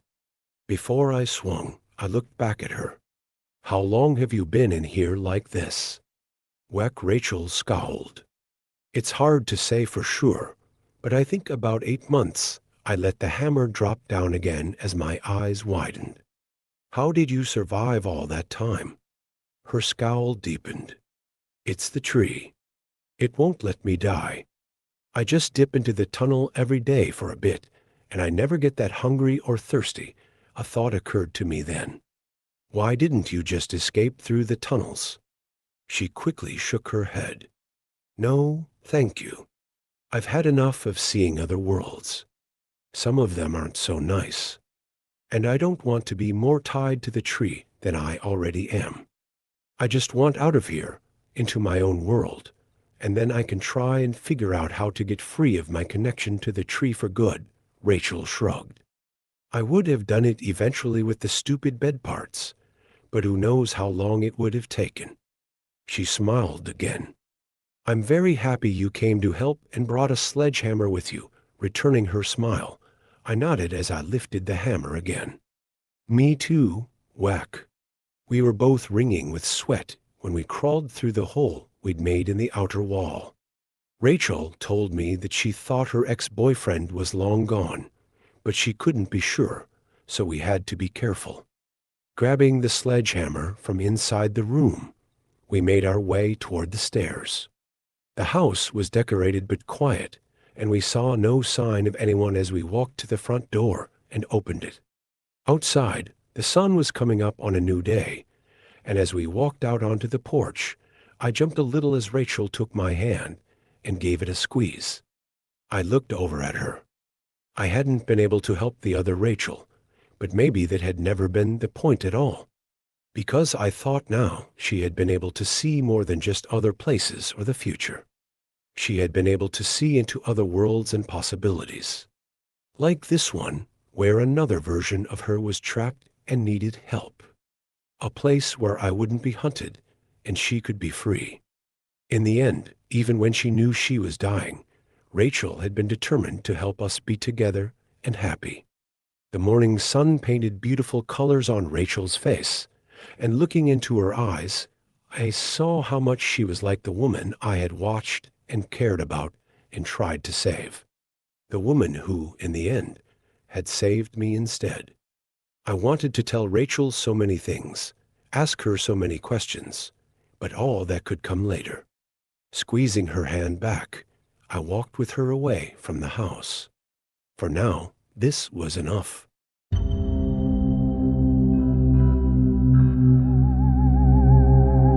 Story 2. Girls are always coming home with my roommate. I've just never seen any of them leave.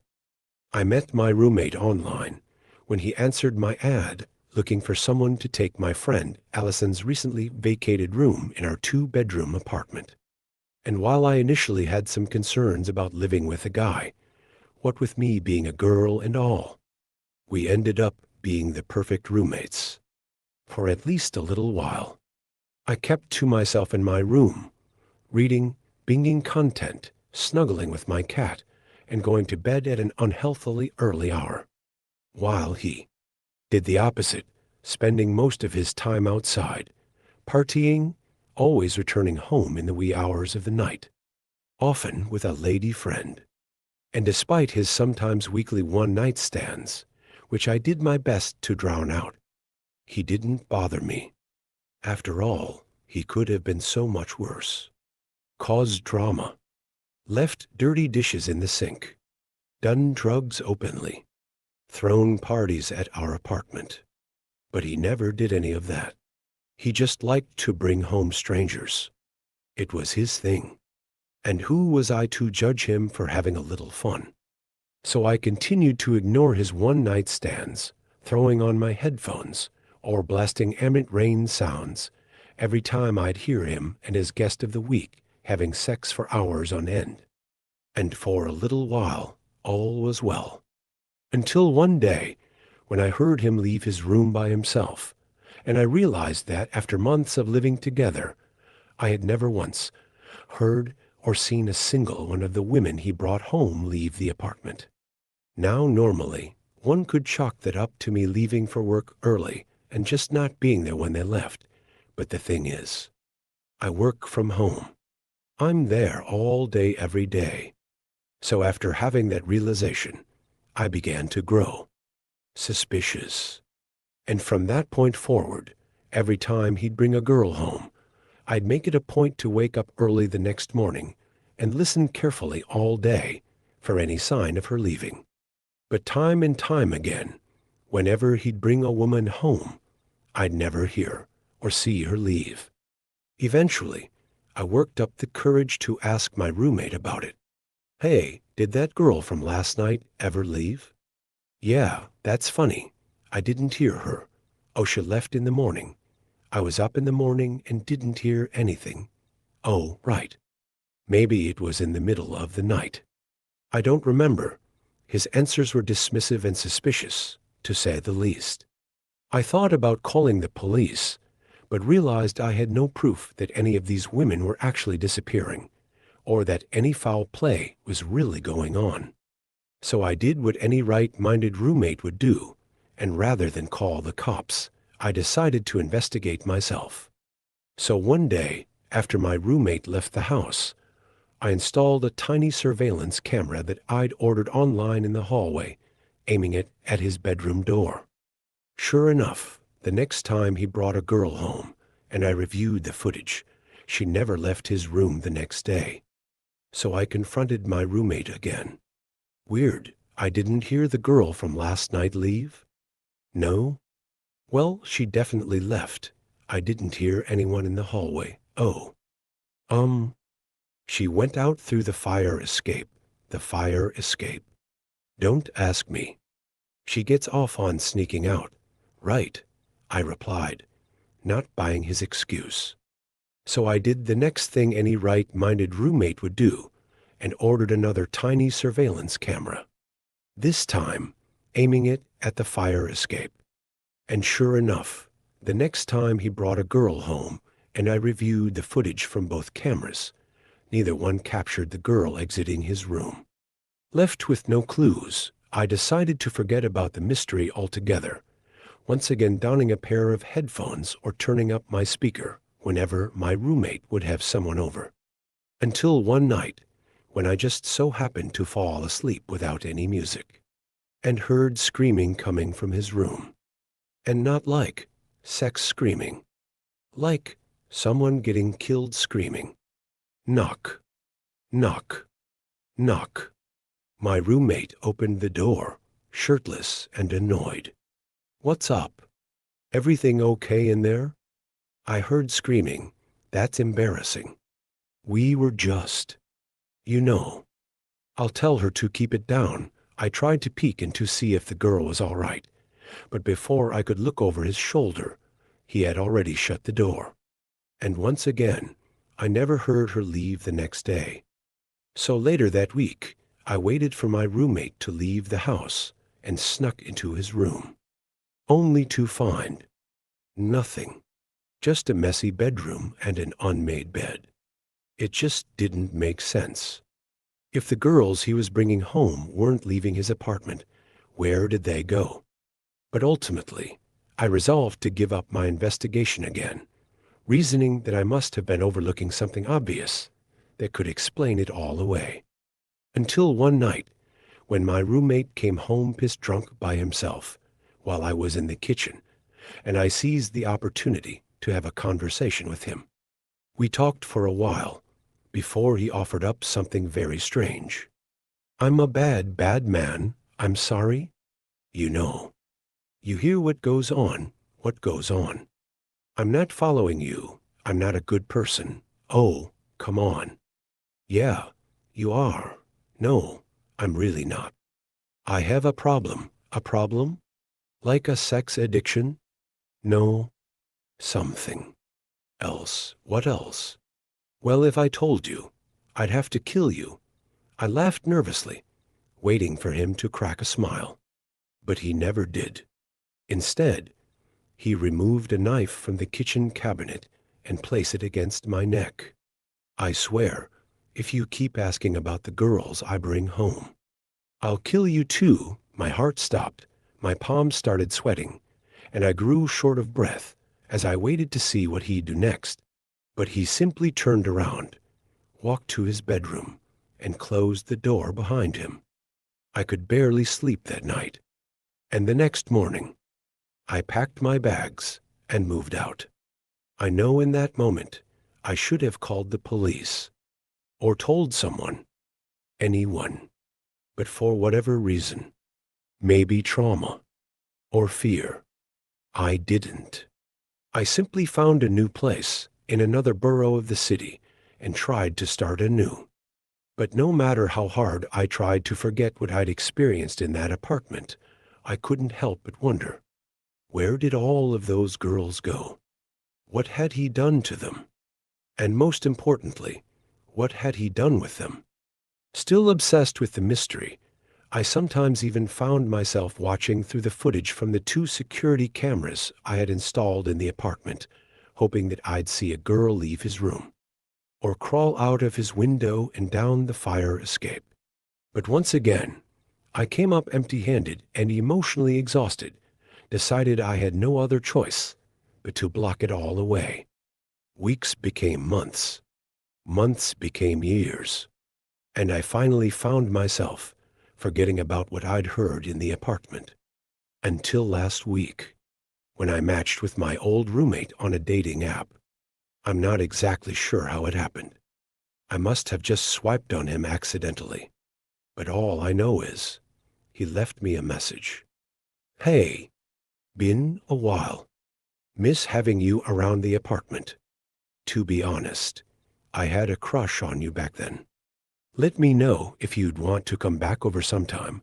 My hands began to shake as I read the message and considered my options. Finally, after all these years, report him to the police, unmatch him, or visit him and find out once and for all what's really going on over there. And no matter how hard I tried to resist the last option, I felt compelled to return to my old apartment, and the next day found myself standing in his bedroom as he closed the door behind us. We spent the first hour or two watching a movie, during which time it became very obvious, as I had expected, that he intended to sleep with me. But when I made it clear that I had no interest in sex, he got frustrated and moved his agenda along. "Wanna see the roof?" The roof? In all my years living in the apartment, I had always been under the impression that no one in the building had access to it. Apparently, I was wrong. He then proceeded to open his closet door and revealed a ladder to the roof. "Yeah, I want to show you something." "Okay, sure," I replied, somehow at the same time playing along as if I didn't know his intentions, realizing that the roof must be where all the bodies of those girls are, and terrified by what was about to happen. But I had to find out. A few minutes later, I climbed up the ladder and onto the roof to find nothing yet again. Just an empty rooftop. It just didn't make sense. I was sure that the girls would be up there. I looked out at the skyline of the city, unable to not compare its striking beauty with the horror that was sure to unfold. Beautiful view. Oh, that's not what I wanted you to see, he replied, as he walked over to the side of the building and gestured for me to follow. Take a look. There, between my old apartment building and the neighboring one, was a square fence separating us from the space between the buildings. I walked over to the edge and looked down, careful to keep an eye on him in my peripherals, and sure enough, saw it. The very answer to the mystery. A hollow brick shaft with no windows that went straight to the ground, 4 stories below. And at the bottom were the countless bodies of the women that my roommate had brought home, stacked on top of each other, each one clearly brought up to the roof just as I had, and each one clearly pushed off the roof and down to the bottom. I turned to my old roommate, a look of horror washing over my face, as he charged at me and tried to push me down. We grappled for what felt like minutes, as I teetered on falling off the edge, struggling to grip onto the edge of the building. But what he didn't know is that I had come prepared. Suddenly, blood started spraying out of his body as I removed the very steak knife he had once threatened me with. He gave me a look of surprise, as if he had never, in his wildest dreams, expected that one of the women he brought up to the roof would ever be capable of putting up a fight, let alone putting an end to it all. He was wrong. I simply looked on as he clenched his wounds and took a few steps back, tumbling down the shaft between the buildings and landing at the bottom, his body splattering beside the mound of his victims. I stood there, frozen and shaking, terrified by what I had encountered, but at the same time, relieved to have discovered where all those women had gone. I called the police immediately, but the thing about my roommate was, it turned out he was the son of a very rich politician. And the thing about the sons of very rich politicians is, no matter how much evidence there is against them, sometime their crimes can just disappear. So when the police recovered the bodies, it was no surprise that no mention of what had happened was ever reported or published in the news. So here I am, the sole survivor of my roommate's killing spree, and the only one with any knowledge of what happened to all those women, left with only my memory, my words, and the hope that someone will believe me.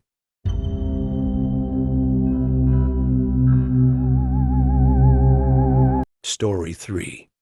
I finally found out why my girlfriend keeps scratching herself at night. It's something she's been doing for as long as we have rented this house together. When she is sleeping, normally in her deepest sleep, I've noticed, she itches and scratches like there are bugs creeping between the hairs of her skin. Some days, she wakes up with freshly scabbed scratch marks where she dug in too deep. Typically, I try and hold her hands before bed, just to stop her from scratching, but I tend to get antsy when she falls asleep, and I end up reading for a bit until I can doze off. Lately, it's been like insomnia, maybe due to anticipation of change. We have definitely been coming towards a turning point in our lives as our lease is ending. We have been sorting out what to sell and give away furniture-wise because we are moving out west and won't be bringing much with us. I collected everything else I could think of that would be worthwhile with the intention of hitting a few pawn shops to see what I could get in return. I had some baseball cards and a PlayStation I never used. I even listed my TV for a great price online and got rid of it the next day. We planned to drive separately across the country, but we still didn't have that much space in 2 sedans, as I kept reminding her. I asked her if she had anything unnecessary that would take up too much space in our cars. She would only say she had everything handled and we had plenty of time. But I had been getting anxious over her inaction. I mean, she really seemed stuck in this place. That is one of the reasons I love her, a sentimental nature. She really appreciates what we have, and this place we lived in is a part of that. But this felt different somehow. like she actually could not let go. And this place was feeling hard for even me to leave for some reason. Which was stupid. I mean, I wanted to move. I was ready. We were ready. And it was my act that propelled me to go through her areas and belongings while she was out for her friend's birthday dinner. At least, that's what I told myself. Surely there was a part of me that was investigating. She had been acting strangely. That part of me that suspected something enough to snoop grew into my full astonishment when I found it. It was some sort of gem or crystal, the size of a baseball and smooth. I'm no expert in that sort of thing, but anyone could have seen it was uncanny. It was glowing a subtle reddish beam from its very core. Upon inspecting the gem further, I noticed some sort of runic text. It was beyond my abilities to decipher even Spanish, let alone this. But it was then I started to feel I could understand, as if the runes were speaking to me. Calls of my name in a long-lost universal language that we all comprehend when heard. It was then that I panicked and dropped the gem to the floor. I dropped down next to it. I gazed upon the glow illuminating towards me. I panicked and pulled myself back towards the wall. I caught my breath and pulled a pillowcase off the bed. I wrapped the gem thoroughly so the gleam of the gem ceased to show through the opaque linen wrap. I staggered my way through the house all the way to the kitchen table and sat the gem atop it. I felt relieved upon setting it down, for it had begun to feel heavy. And so was the sinking feeling that now sat in my chest. I waited there at the table for her to return. I had no clue how I would confront her about this. She tried to call me as she was on her way home, but I couldn't answer. I wasn't ready to face this looming confrontation. She greeted me from a distance, sensing something was off. I bid her closer. That sinking feeling was dragging me deeper into the depths of what was covered in the pillowcase. I decidedly uncovered the gem, because I came up with nothing to say. "What are you doing with that?" she had asked. I posed the retort that I ought to be asking her the same question. "That's mine, and you shouldn't have gone through my stuff," she had said. But I became flustered and pointed out that she had been concerning me with her recent behavior. She seemed aloof and was scratching worse than ever. And this gem, this object felt wrong, like it wasn't supposed to be here. I told her I needed to know where it came from. And then she made me feel like an asshole. She explained that it had been a family heirloom, passed down for generations from mother to daughter. It was a precious item for her, and she had been worried I was going to try and convince her to sell it. I wanted to believe her then, but something just felt off. What about the glow of the gem? And the runic text? She looked puzzled at this assertion. She referenced the gem itself, which now to my disbelief did not shine in the slightest. Furthermore, I failed to locate the runes I had seen before. Had I been beside myself? Was I hallucinating something this vividly?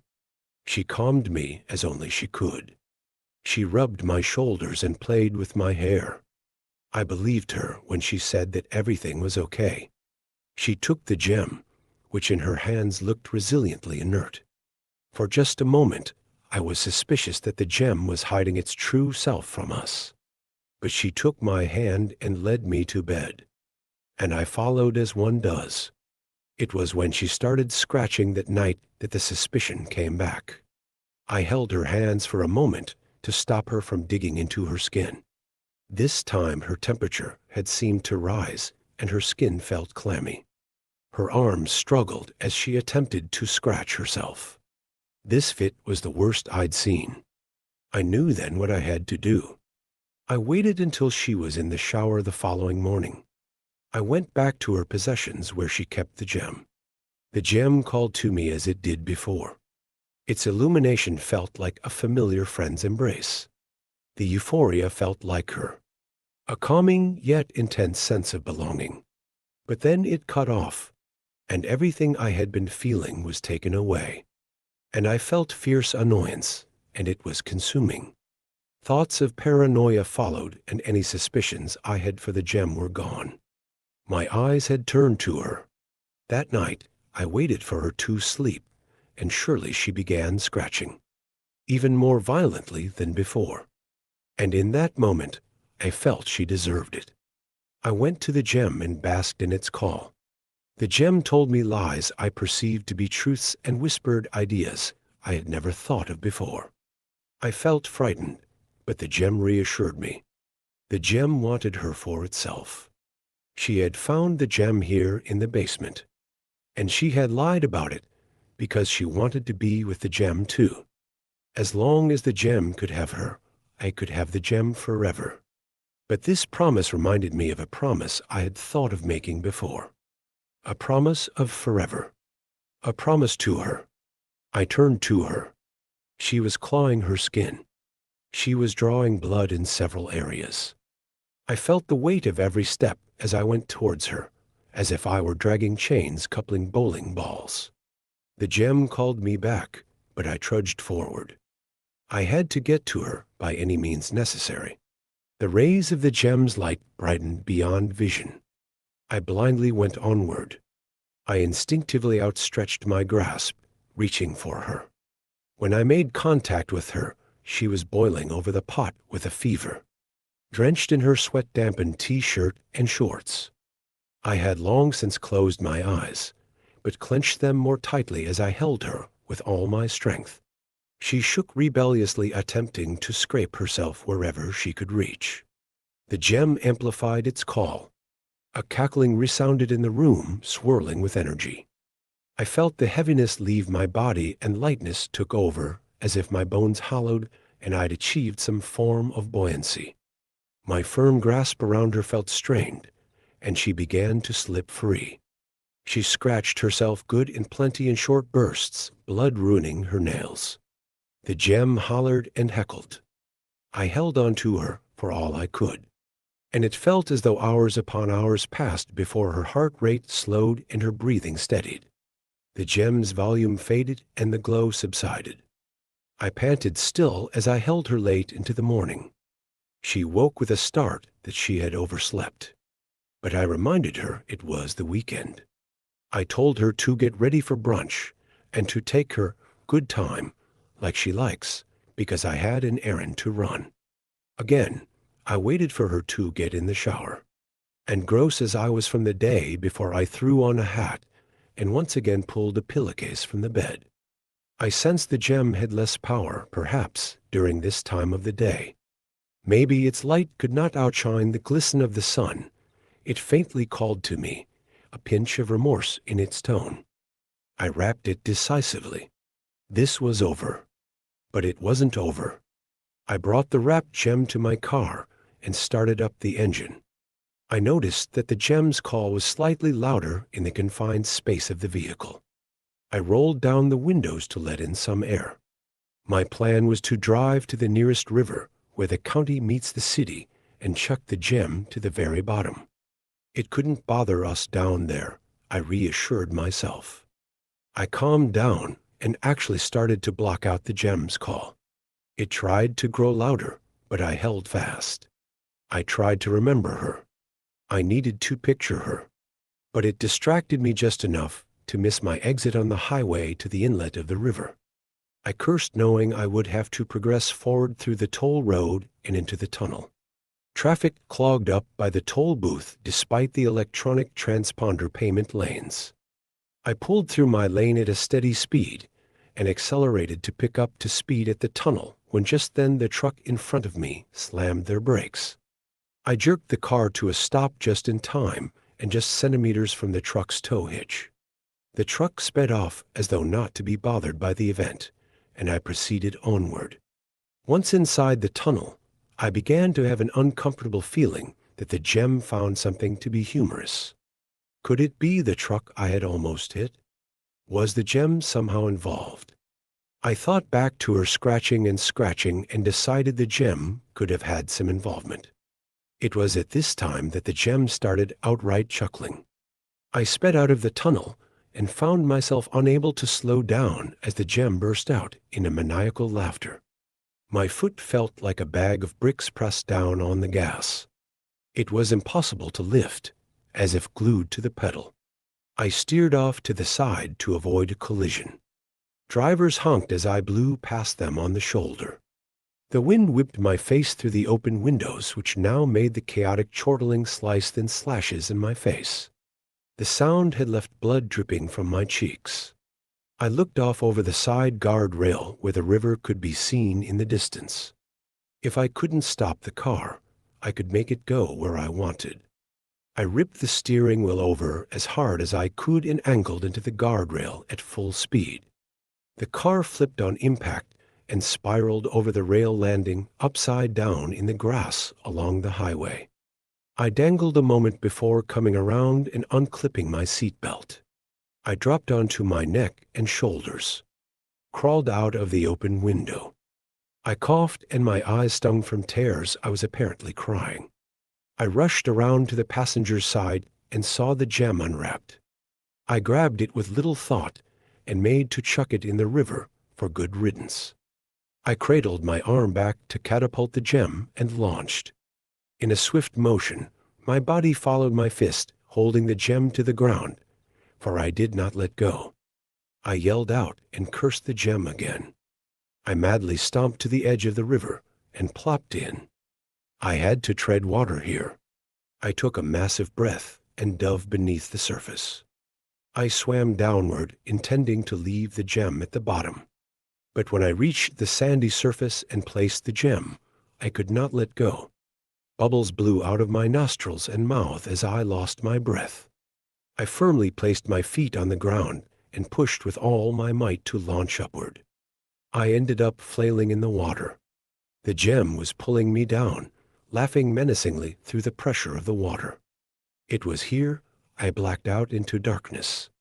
I remember spitting up water on the grass next to the river. I looked around for my apparent savior and saw none. Then I remembered the gem. I searched the immediate area, and there was no sign of it.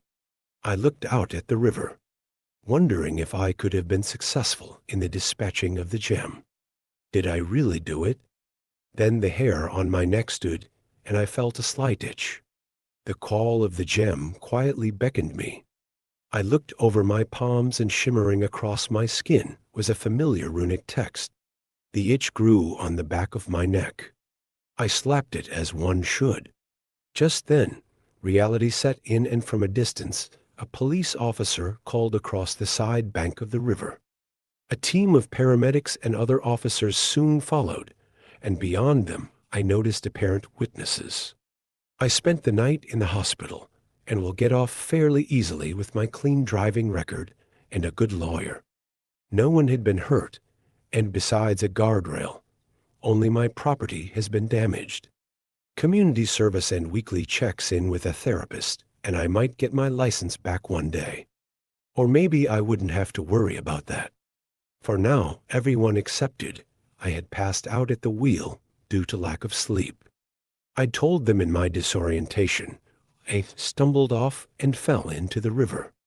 Terrifying, but with the lack of casualties, not much of a police priority or media buzz. But it was all fine as long as I could get back to her. And the next day I did. But things have changed. She was horrified upon my return, cradling herself on the floor. My first thought was the gem was still with her, like it was still with me.